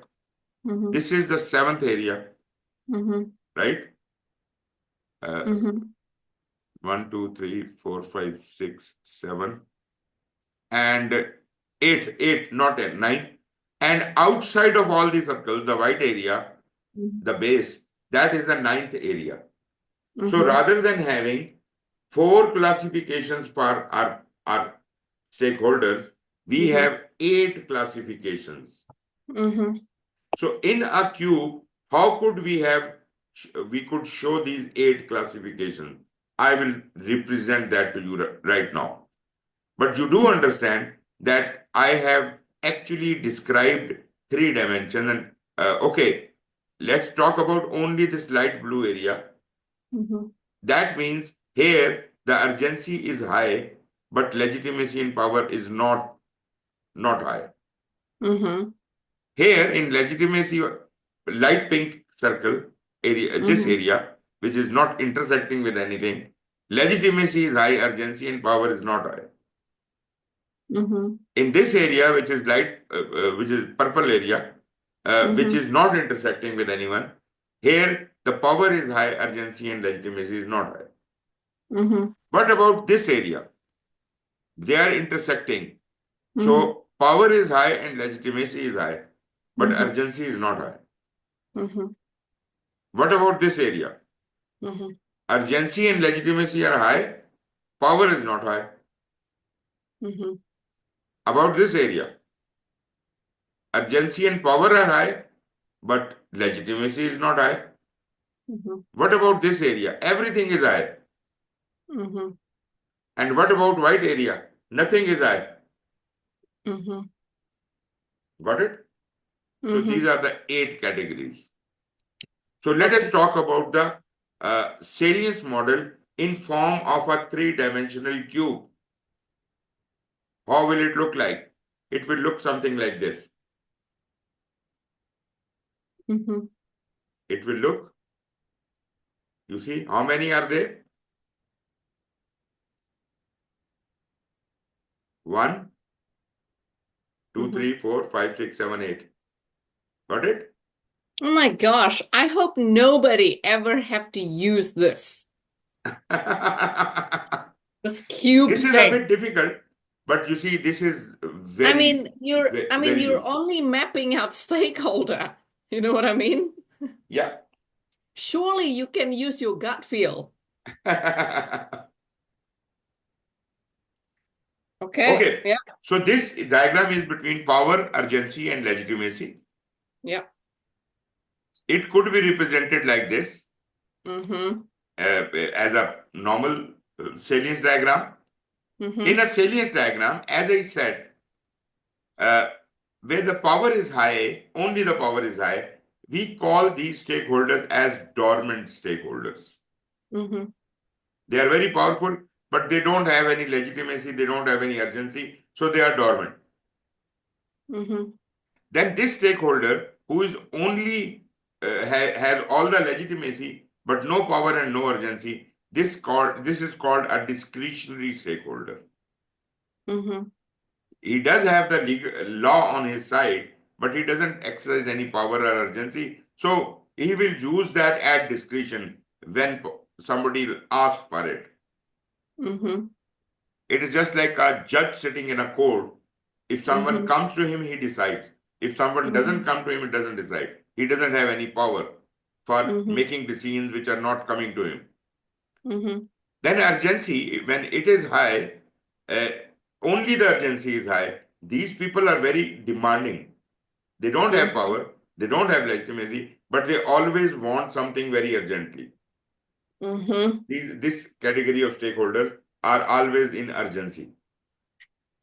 Okay, let's talk about these stakeholders. This stakeholder who is high power. What exactly legitimacy means? Like in project? Legitimacy is the power of law. The power of law. Okay.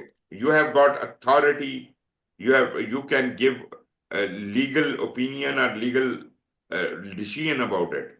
Okay. So like people who hold power. Yes. And they may not have legitimacy. Yes, but people with power, but also with urgency, they are dangerous because they are dangerous, really, yes. Because they don't have legitimacy. They don't have legitimacy. They are very dangerous because I have got a lot of power and I am in hurry. So let's break the law. Okay. That's why they are dangerous. Okay. Those people with power, high power and high legitimacy, they are dominant because they have law on their side. And at the same time, they have no urgency. Do you have example of who these people are? Well, I think when I am explaining that, it could be quite eminent to you. Who are the people who are having all the power and all the legitimacy and no urgency? Just think of one stakeholder who has all the power, all the legitimacy, and no urgency. Maybe your sponsor. Your sponsor is very powerful. He makes all the decisions. He has all the law on his side. But urgency will actually exist with the team and the project manager, not the sponsor. Sponsor is just there to exercise his power according to the law. Whenever you go to him for any decision making, he will give the decision. You will make the things urgent. As a team, you will make the things urgent for him, and he will make decisions. Okay. If he just had the legal power and not the power itself, just the legitimacy, then he would, if you go to him, and he will use the discretion because he doesn't have the power by itself. Anyways, then those stakeholders who have legitimacy and urgency but no power, they are dependent on the person who is holding the power. Right? You know whatever I am asking is legal and it is urgent, but I have put up to the sponsor or whomsoever is to make the decision on that, who has hold the power to put decision on that. I am dependent on that decision. Right? Okay. And in the heart of it, those people who have the power, who have the legitimacy, and who have the urgency, they are the core stakeholders. They are the definitive stakeholders. And anyone outside of this in white area is a no stakeholder. Right? Anyone who doesn't have power, who doesn't have any urgency, who doesn't have any legitimacy, that is not a stakeholder. So we don't deal with it. So I will develop my strategies according to these 8 classes. So let us move on. So what are the categorizations? We have those stakeholders who are high in all 3 attributes. They are called definitive stakeholders, are the core stakeholders.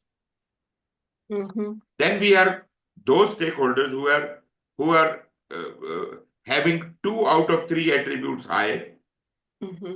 and 1 attribute low, all of those 3 categories are called expectant stakeholders. Mm-hmm. Then there are stakeholders who are only high in one area and low in 2 areas. They are called latent stakeholders. Mm-hmm. Those who are low in all areas, they are called no stakeholders. Yeah. Let me show them to you. This is a definitive stakeholder. Mm-hmm. High on x-axis, Mm-hmm. high on y-axis, Mm-hmm. and high on z-axis also. Mm-hmm. High in all, this is a definitive stakeholder, high power, high legitimacy, and high urgency. Mm-hmm. Now let's talk about the expectant stakeholders. These are 3 expectant stakeholders. Mm-hmm. These are high in 2 areas, that's why they are in the upper boxes, but they are not high in the 3rd area, or they would have been the core stakeholder. They would have been the red area. But they are only good, they are high in 2, so they are yellow, green, and blue. The yellow one is, as we called it, high power and high legitimacy is dominant. High power and high urgency is dangerous. And Yeah. we said high legitimacy and high urgency is dependent. Remember that. So there are 3 types of expectant stakeholders. Mm-hmm. Okay. These are 3 expectant stakeholders. Mm-hmm. These 3: dominant, dangerous, and dependent. Mm-hmm. Moving on, putting the definitive stakeholder on top. Now we have catered for 1, 2, 3, and 4. We have 4 hiding behind them. One is this one, 2, 3, and 1 is at the back. Let's talk about them. They are called, who are high in only one area, they are called latent stakeholders. Mm-hmm. And these are the latent stakeholders. Mm-hmm. This is only high in power. This is only high in legitimacy. This is only high in urgency. So this is dormant, this is demanding, and this is discretionary. Right? So dormant is high in power, low in legitimacy, low in urgency.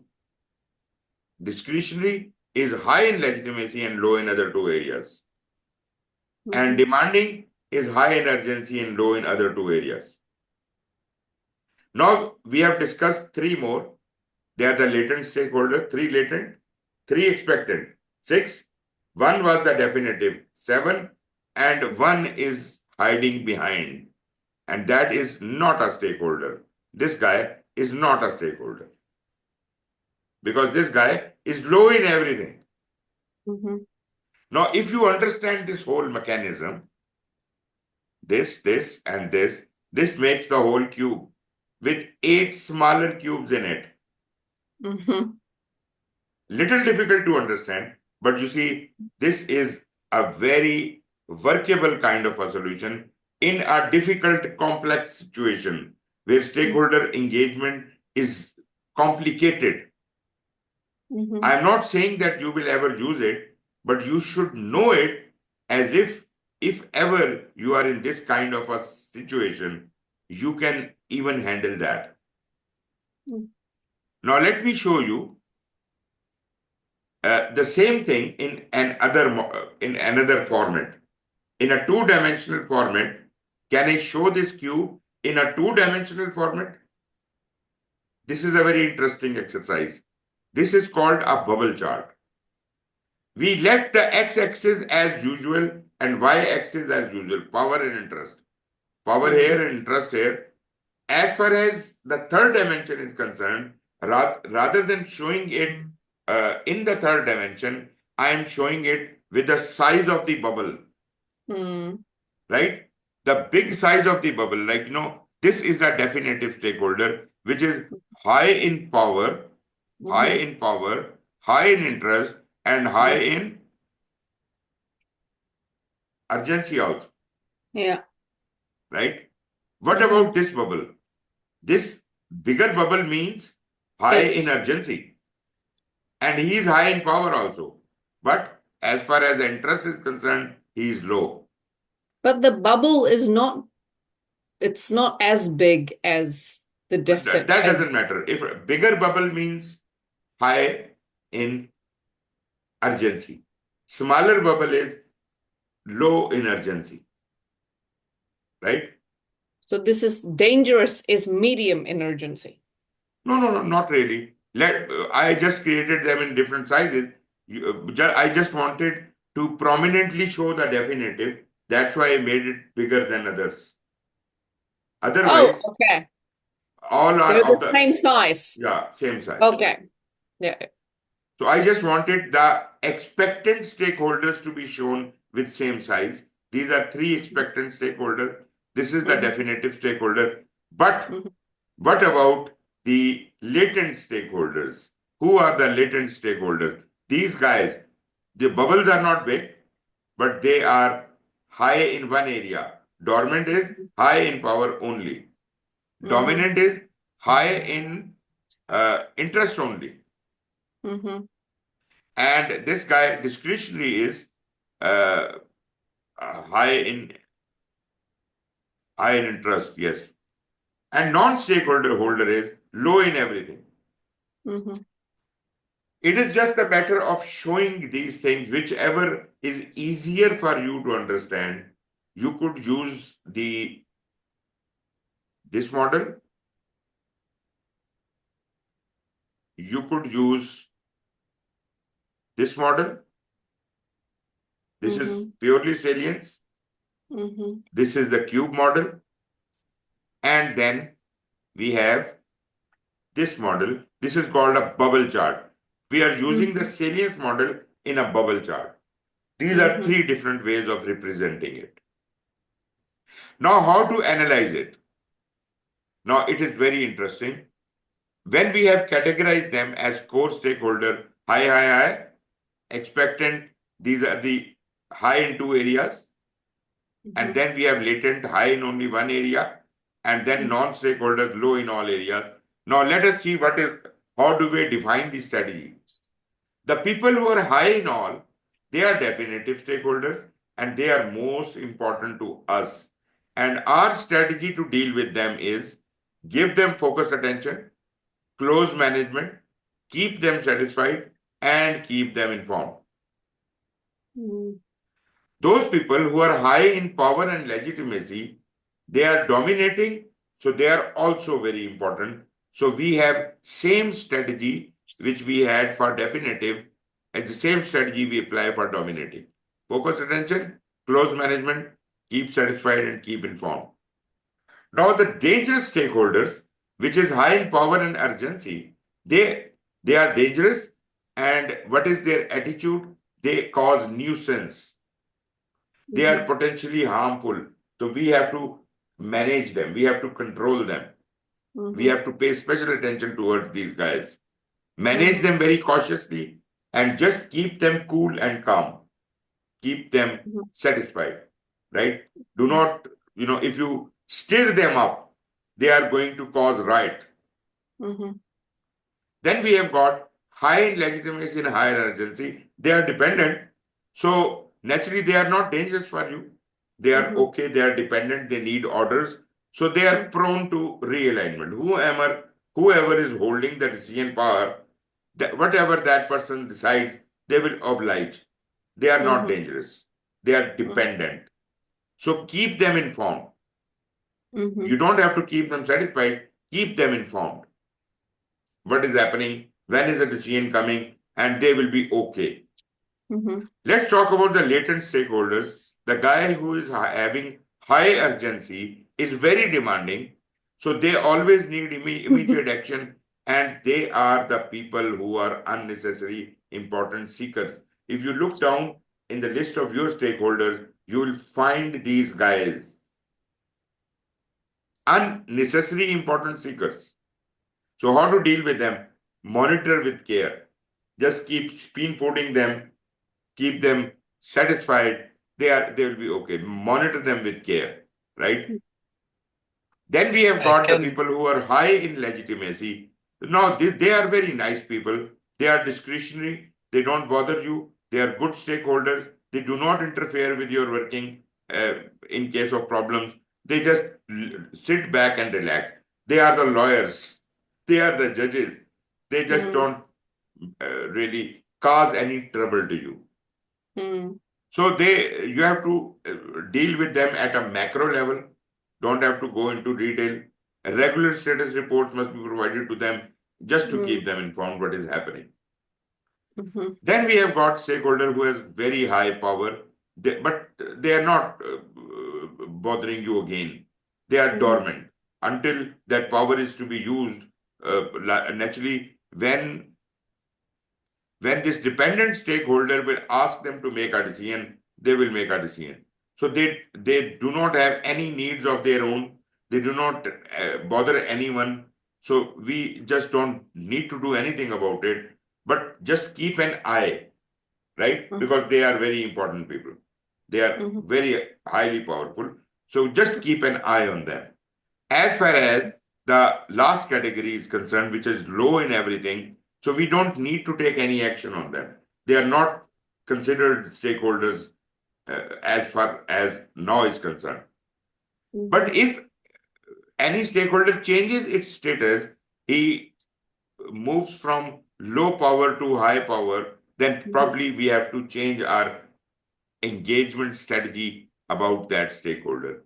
Now, what I was trying to prove to you through this whole discussion is that when you are developing an engagement strategy for stakeholders, these are the things you must consider.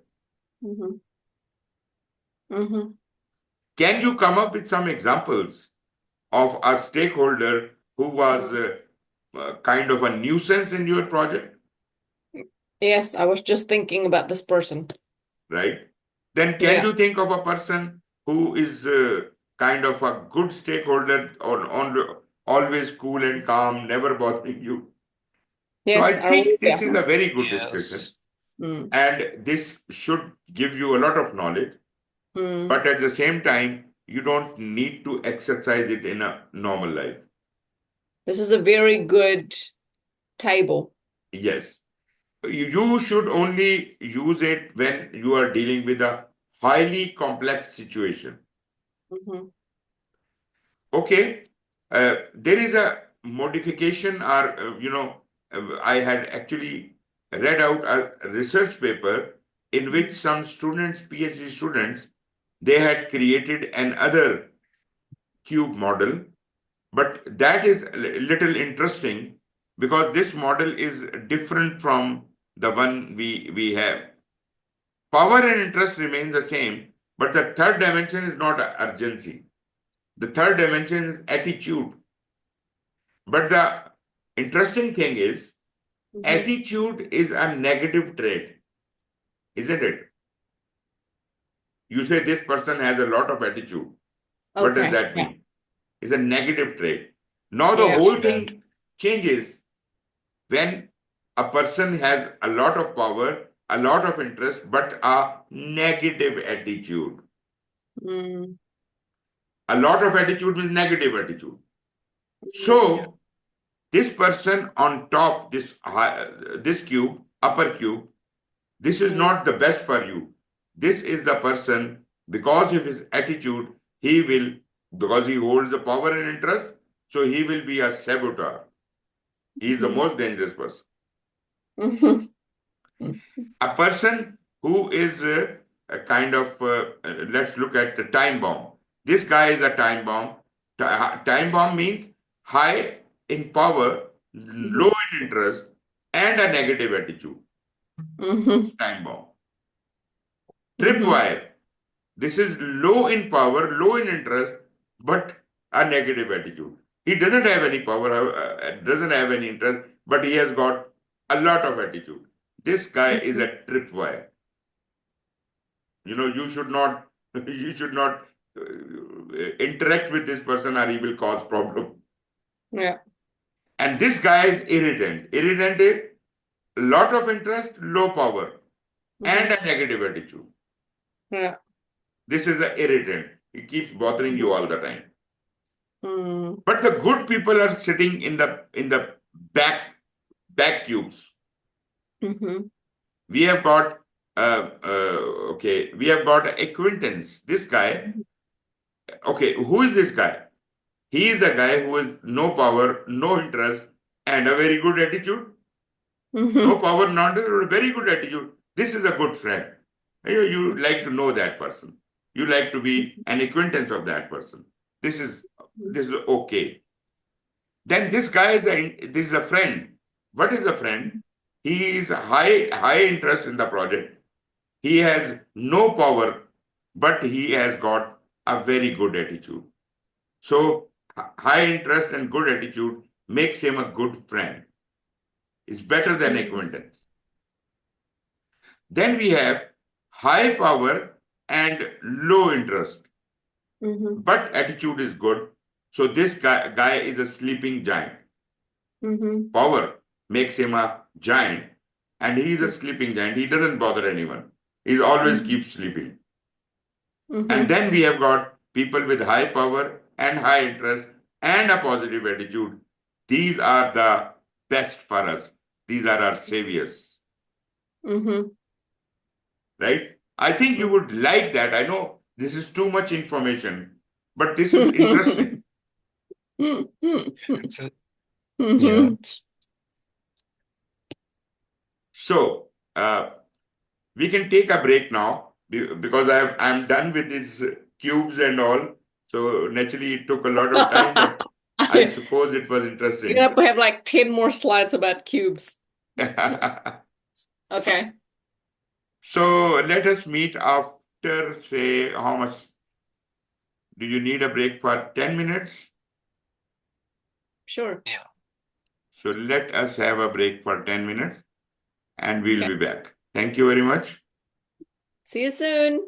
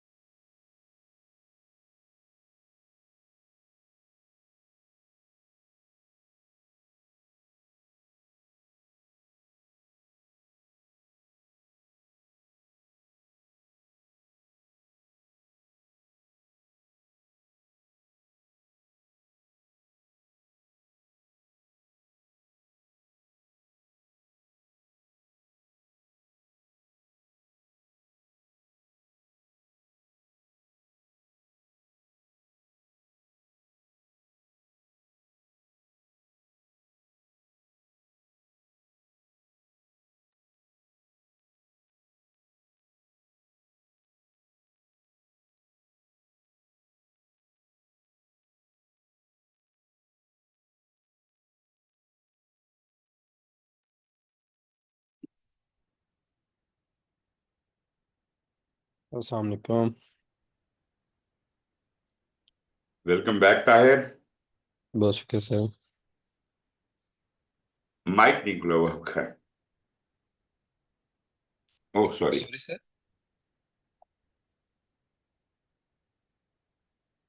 तो how was experience?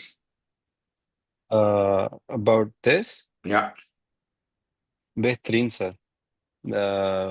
बल्कि बड़ी अच्छी revision हो रही है। हम्म। मैं notes prepare कर रहा था ना, हम्म। तो ये चैप्टर में एक सर मेरा टॉपिक्स ही रह गया है। उसकी वो वीडियो मैंने आपको बताया था कि वो मेरे ख्याल से थोड़ी सी मिस थी। तो कल मैंने शुरू किया है चैप्टर 3, लेसन अच्छा। 3 जो है। ठीक है। लेसन 3 का आधा लेक्चर तकरीबन हो गया है मेरा। ओके। आधा कल हो जाए, आज हो जाएगा। मैं हम्म। रात को तकरीबन कोई अराउंड 12 जो है ना, वो फिर बैठता हूँ 1.5 2 घंटे के लिए। लेकिन बड़ी सारी चीजें जो है वो इसमें सीखने के लिए मिली है। एग्जैक्टली। बस वही हम हम ये चाह रहे हैं कि आप एक दफा चीजें समझ जाएं, बिल्कुल और बाकी तो फिर आपकी वो है कि अपने इम्तिहान तो आपने देना है। लेकिन अगर आपका बिल्कुल समझ आ गई, डायरेक्शन आपका सही है, फिर इंशाल्लाह हो जाएगा, फिर कोई मसला नहीं। बिल्कुल सर। बहुत सारी चीजें इसकी वजह से समझ आई हैं। दूसरा, हम प्रैक्टिकली जो चीजें कर रहे थे, बस उनकी टर्मिनोलॉजीज हमें नहीं पता, हाँ हाँ। तो हम वो मिस कर रहे होते हैं। मैंने फिर साथ साथ अपने प्रोजेक्ट से रिलेटेड एग्जांपल्स जो हैं वो मेंशन की हैं बीच ओके। में। जी जी। Okay, so hello. Nurul, you're back. Thank you very much. So we have gone through the stakeholder analysis part in quite a bit of detail. Now, some cursory remarks here. How do you capture feedback and perception of the customer? Naturally, we have talked about the various analysis methods, but how do you interact with the stakeholder? For interacting with the stakeholder, I have already told you we could interact on one-to-one basis in shape of our interview. We can interact with focus groups where some important stakeholders could be sitting together with you, and you are in a meeting with them and you conceive what they want to say. Or you can have a larger gathering where maybe all the present employees of the organization are sitting, and you are presenting to them whatever you have captured so far, and you are asking for more input. Or if the group cannot be accommodated in a physical setting, then you could go for questionnaires and surveys, which I have already talked about, right? So this diagram shows how do you deal with various groups of people, right? So this is all about interaction. And while you're doing this interaction, you must exercise these skills, interpersonal skills, because people are from the all walks of life, and you have to stoop down to their level to understand them. Active listening. I know I am not a very active listener, because many times when you are speaking, I keep speaking whatever I am speaking. It's not a very good practice.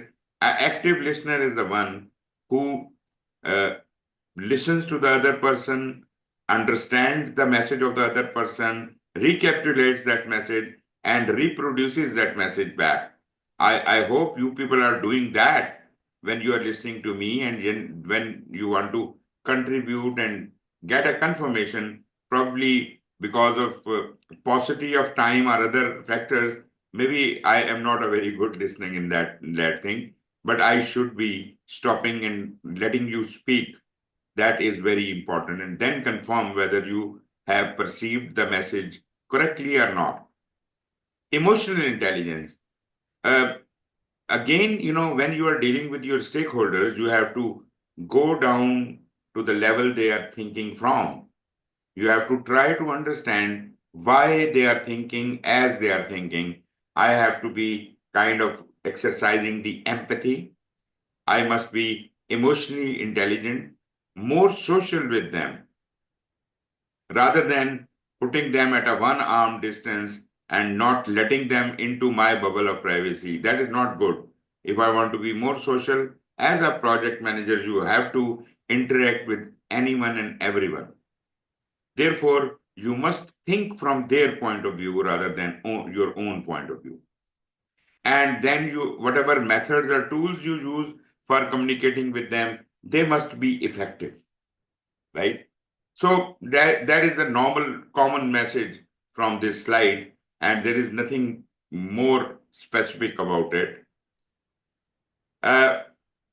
Before you can start communications with these stakeholders, we must first have completed our analysis and developed a comprehensive stakeholder engagement plan, how to deal with each one of the stakeholders, how to what are their communication requirements, when do they want to be connected and communicated with, and then only I will be in a better position to develop a comprehensive communication management plan, because I have shown you how the communication management plan looks like. That is centric to the types of communication, whereas stakeholder engagement plan is centric to the stakeholders. Now, all the requirements of all the stakeholders put together, I will develop a communication management plan, like when is my kickoff meeting, what kind of communication I'm communicating with anyone, with what frequency and all. But you see, there is a point where the engagement plan and the communication plan join together, because management plan is telling me, engagement plan is telling me what a stakeholder wants to be communicated. And the communication plan is actually putting it to practice. It is defining when this communication should happen, for how long, how frequently, and things like that. What are the results of this communication, and so on. I have shown you already. Communication requirement analysis is done basically when you were doing the stakeholder engagement. When you were engaging, you basically understood the requirements of the stakeholders, and now they are being translated into a communication management plan. It leads to a clear articulation of stakeholder communication needs, what they want, which we did in the engagement plan. Enable the effective choices about communication topics, frequency, models, and technologies, when they want to be communicated, in how much detail they want to go, how frequently, and so on. This all was established in the engagement plan. And output is a grid question or survey that documents the communication and technology requirement for each stakeholder. If that job has been done in engagement planning, communication requirements are complete. And now you are in a position to develop that communication management plan. So what are the various methods to communicate? Naturally, you do understand. Naturally, I don't need to even talk about them, but you know that we have got physical meetings going on. We have verbal communications going on. We are calling people phone on phone or in video conferences, or face to face we are talking to people. Then we have got digital and electronic media available to us, where we put up the details on the websites and social media. Other people can follow it and see it. Instant messaging is very common nowadays on phones, and email and fax. Well, email is also getting obsolete in a way, but fax is almost gone. Yes. I know people have fax machines still in their offices. Who still owns a fax machine? But you see, you seldom use it. If you use it, you use it for the purpose of the keeping and maintaining the tradition. Otherwise, fax machine is not really very useful nowadays, because It's obsolete whatever now. can be done through a fax can be done through an email. Yes? Yeah. And another very important portion of the communication method is the physical communication. I'm not saying that physical means face-to-face communication. I'm saying the message you are conveying with your body signals, not with your tongue, with your body signals, body language, the gestures you make when you are talking to someone. You are standing like this and you are talking to someone. No, can you see me? Folded hands. No, that means I am close to whatever you are speaking. I am not interested. If I'm sitting with the open hands and I'm facing the person, that shows my reception. I am ready to receive whatever you want to say. I'm attentive. I'm listening to you. Right? So even without speaking a word, your body gestures, body language, just supplements your message. Then you can also you can also say, you can when you are explaining something, you can use a whiteboard, and by diagrammatically showing things could be more easier to understand for others. So these are various communication methods and technologies we use. One of the methods is very popular, that is push or pull, right? And then we have got interactive communication. First, let us talk about the push and pull. Can you describe to me what is a push communication? Basically, forcefully Okay. convey the message, like, When you write me a letter or an email, you you send it to my mailbox, right? yes, From your side, the message has been pushed, but I don't see it for 1 week. Whenever I see it, I will respond to it. That is a yes. push mechanism where you have sent thing towards me, and it is in my private mailbox, but this is my discretion when I see it. A pull communication is where you put the message at a common platform, not in your mailbox, but in a common platform, maybe on a notice board, or Cloud maybe on storage. a bulletin board, or maybe on a cloud where the information is stored, and it is your discretion when you want to see those messages. You can go to that, like WhatsApp. I have sent you a message, and that is publicly available. Whenever you access your WhatsApp, it will be, seen by you. So this is a pull message because I have put it into a web space or some internet, cloud or something, and you can pull it whenever you need it. Right? I didn't send it to your mailbox, but I have put it into a cloud or into a space which you usually access.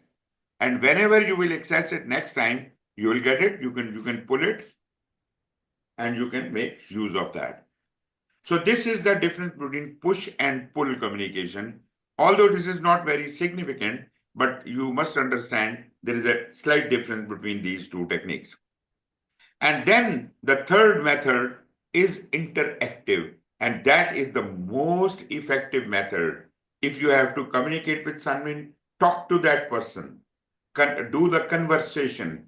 Nothing is better than, no other method is better than face-to-face communication. Talk to the person, speaking on phone, virtually or in person, whatever the mechanism, but do conduct that conversation that actually clarifies the message. You can do messaging, you can you can talk to people through workshops and collaborations, meetings. Maybe you are explaining something on a whiteboard. But you see, in agile systems, people are more interactive in nature. They're supposed to be more interactive in nature. Agile teams are usually co-located. They are recommended that they should be sitting in the same big room. So they are co-located whenever possible so that they can be highly collaborative. If it is not possible, then we are co-located. If we're not co-located, we are virtually at least available. We can see each other. We can talk to each other. We can have a video or audio communication going on, but everybody is listening to that. It is an open communication. So agile is more towards that, right? But a predictive project, in the predictive project, we are mostly going through a chain of command. And in a way, we are restricting open communication. But agile advocates open communication and a central communication, face-to-face communication. So these things are more collaborative in nature. Moving on, communication challenges. What could be the various communication challenges? Urgency of need for information. If somebody urgently required some information, what should they do? Right? So we must accommodate this specific consideration in our communication management plan, how and from where the urgent communications, urgent information could be located and could be accessed. Availability and reliability of technology could be a big challenge. Like right now in our country, we are not really sure if the internet would be working tomorrow or not. So it is available, but it is not reliable. Sometimes, we have problems. Although luckily in our classes, we did not have that many problems, but it is very common in my country that we may not have a good connection. We may not have a reliable connection. Or for that matter, if you are doing a oil and gas project, you are located in such a place where no mobile will be working. How would you communicate? Naturally, you have to resort to the satellite phone or some other technology for that purpose. You won't have any internet. Maybe you have to resort to a satellite link for internet. So you see, They basically give their employees a satellite phone. a satellite phone, and for internet connectivity also they use satellite technology. Yeah. So naturally, you have to look at the availability and reliability of technology, and then it should be easy to use. Whatever the technology you are using, it should not be complicated enough that you are logging into the Zoom for last 1 hour and you are unable to get into it. So yes, it should be easy to use. Why are we using Zoom and why are not using any other platform? Maybe because it is easier. It is easy. It doesn't cause any problems. It doesn't, break down. But yesterday I had a problem. Yesterday's class recording could not be saved. I don't know why, but somehow I understood when I closed a Zoom meeting in past, it used to automatically process the recording and it was always available to me. But yesterday when I was doing that, I failed to get the recording. So I found out that I have to physically stop the recording before finishing the meeting. That's how I can control that. Today I'll be doing that as if our today's recording is not lost. So yes, it should be ease of use. Then the project environments in which the project is happening, what language is spoken, what level of formality is to be followed. Some customs are to be established for that. Communication is all about, talking to each other. If you don't speak the same language, how can we talk? Sensitivity and confidentiality of information. Naturally, you have some policy. So what is the information which should not be communicated publicly on the social platforms, and it should be confidential, and therefore it should only be communicated between certain people on a certain platform. So yes, of course, you should determine that in your communication management plan. Communication, the old records of the communication of the previous projects, the lessons we learned from earlier communication plans, could also be very useful when we are developing our current communication plan. Mhm. Data protection laws and regulations, if they apply, you must consider that. Accessibility requirements, who can access what information from where. Again, this is more to do with the confidentiality and sensitivity of things. And all these considerations are, they may be challenges for developing a communication management plan. So we are only talking about the challenges for the communication management plan. So communication, you may have to look into these things before you develop your communication plan in detail. This is the very basic model of communication, and interestingly, though it is a very basic model, but this could apply anywhere. It could even apply across cultural environments. I am speaking English, you are speaking Japanese. How this communication should happen? There should be some translation going on somewhere or something like that. So ultimately, the person who is sending out the message, that person is sitting in a specific emotional state. Naturally, his communication would depict that emotional state, which could be generational. Maybe I'm older, I talk in a different tone. Maybe you are speaking the same language, but you speak in a different tone and you understand in a different tone. So generation gap could be there. I'm sitting in a different country, you are sitting in a different country. Maybe we have a little bit different customs of talking. So maybe some of the messages I sent out may not be really absorbable to you. Then professional discipline and gender, that also matters. All of these things across the platforms, they all must be accommodated and understood. But anyways, basically, the basic model, how does it work? When I want to talk to you, some thought comes to my mind, I try to encapsulate it into a statement. You know, I I am from Pakistan. I may be thinking in my local language, but that message has to be converted into the language you understand. So I am encoding my message as if it could be understood by the recipient.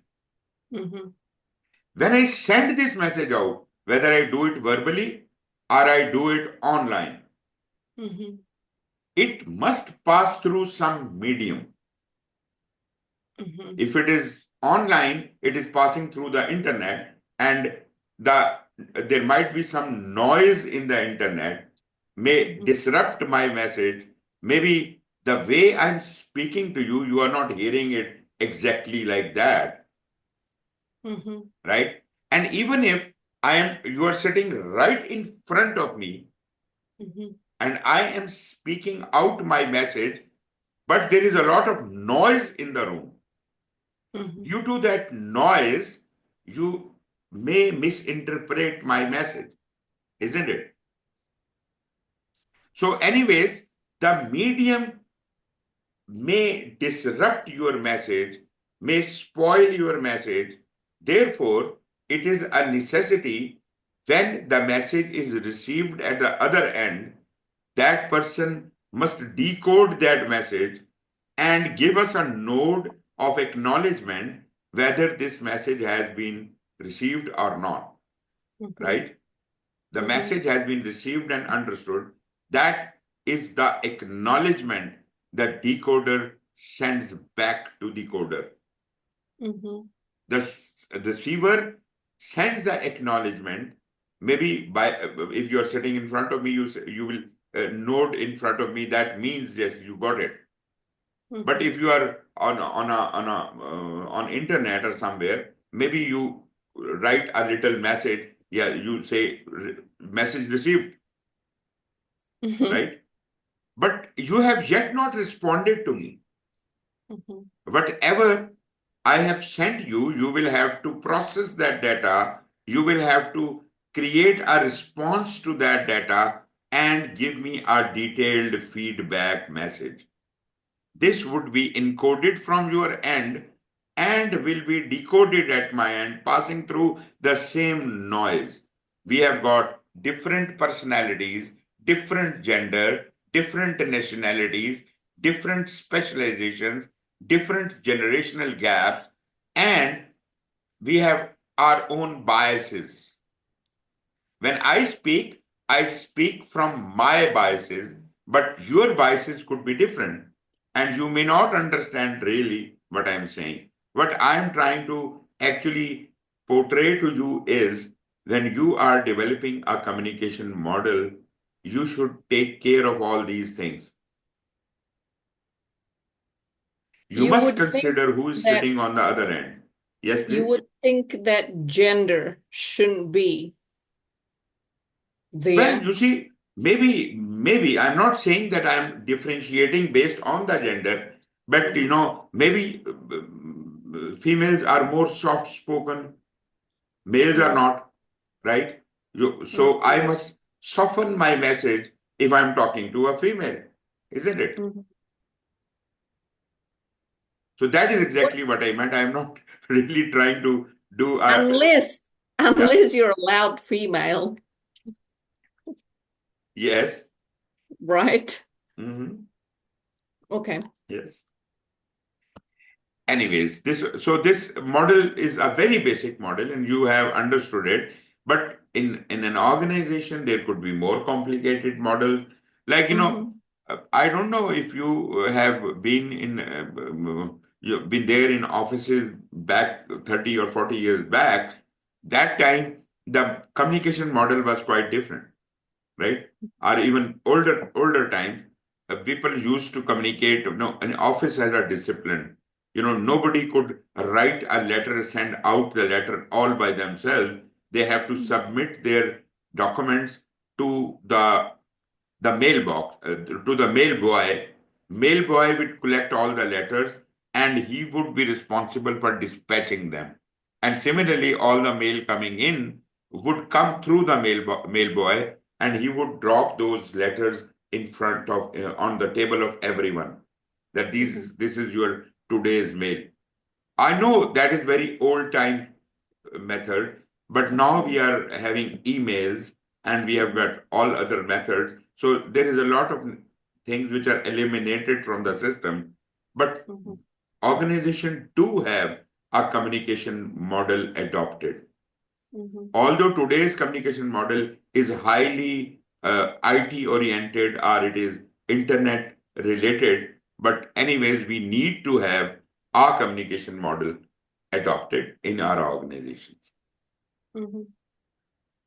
Okay, let us talk about the stakeholder engagement strategy, which we have already created, by the way.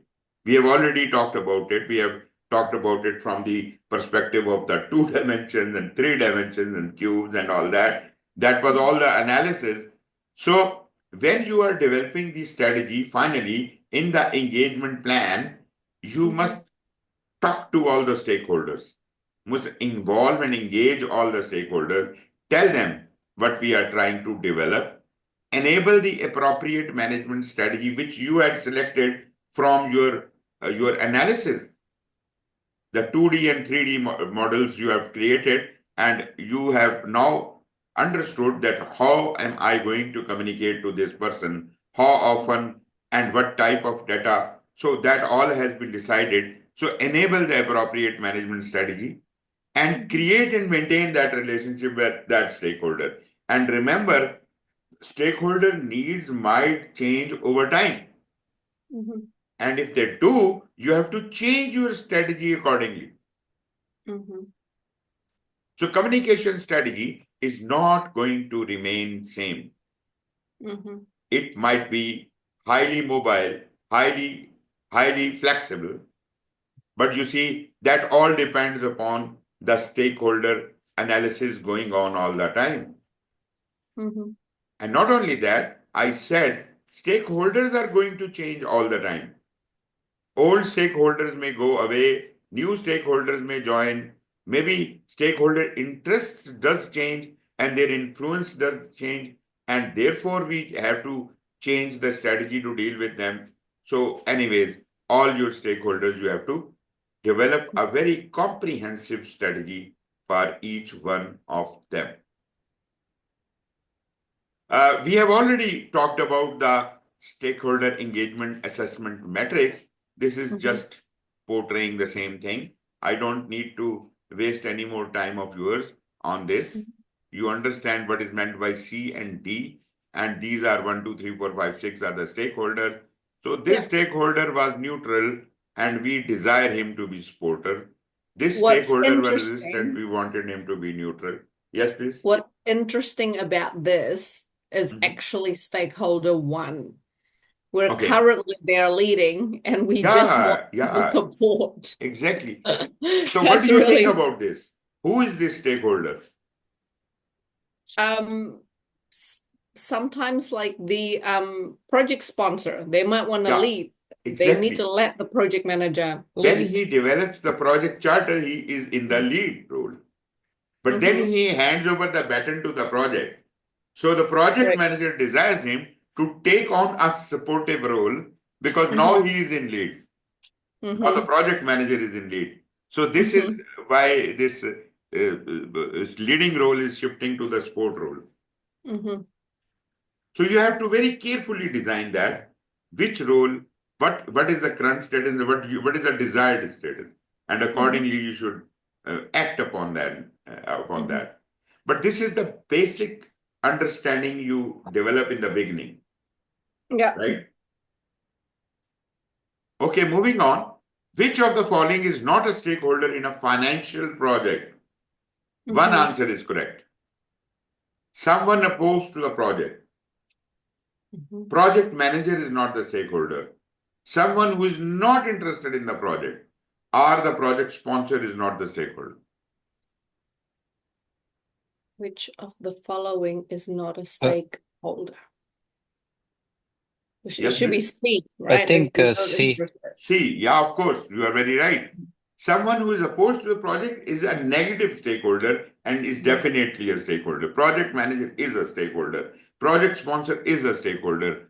And I said anyone who shows any interest, whether you recognize him as stakeholder or not, if somebody says, I want to be a stakeholder, he's showing an interest, he is also a stakeholder. Someone who is not interested in the project is not a stakeholder. Right? Okay. Okay, this is a simple question. We have asked it before as well, I think. What does R stand in a RASI chart? Responsibility. R stands for responsible. We haven't done any RACI yet. This question didn't appear earlier? No. No, okay, then. But We anyway, haven't RASI, done, you understand what is RASI? yeah, we do RACI a lot, but that's Yeah. just from knowledge, but we haven't been through the. Okay. Responsible, accountable, consult, and inform. But there could be many flavors to that. Yeah, We have I don't got think it's in the pack. RASCI, we have and so many models. I don't have them in front of me, but once I conducted a research on that, and I found about 8 different models which are evolution of this RASI. Different organizations use different kinds of RASI models. You research RACI model. Yeah, exactly. The variations of the RASI model. Probably you discussed with me that we have our role as security or safety or something like that. If you have any example, that would be good for next time. Okay, I will again look down in my papers or on the internet, and I will come up with that. Well, by the way, you can just ask ChatGPT what are the variations of RASI model, and it will tell you hundreds and thousands of them. Okay. Which statement best describes project stakeholders? Yeah. Anyone affected by the project, its outputs, and its operations. Anyone making money from the project. Customer paying for project's output. Organization delivering the project's product. Now, which is the best answer? But might be more than one A. answer could be correct. Is it A? A. A, anyone affected. That is the most suitable answer. That is the Mhm. best answer. Okay. Which of the following would be least likely to be included in a stakeholder engagement plan? List of identified project stakeholders, Mhm. documentation of relationship between project stakeholders, Mhm. amount of money invested by stakeholders, Mhm. actions to be used interacting with project stakeholders. Surely it's C, right? Surely it is C, because we are not bothered about how much someone is investing. Anyone who has any interest must be a stakeholder. Yeah. Okay, we are done with this portion. Moving on to the next part. Well, we are almost done with the time. Should we not start it tomorrow? Perfect. This is Sure, going to sir. be interesting. This is also very simple. This is not a difficult portion. Form the team is just like game. So we will play this game tomorrow. Lovely. Any questions at the end of it? No. All So clear. I would say thank you to you for listening to me so patiently, and see you again tomorrow at same time. Thank See you, you sir. and Okay. take care. Thank you very Take care, much. sir. Thank you. Bye-bye. Bye Thank bye. you. All right.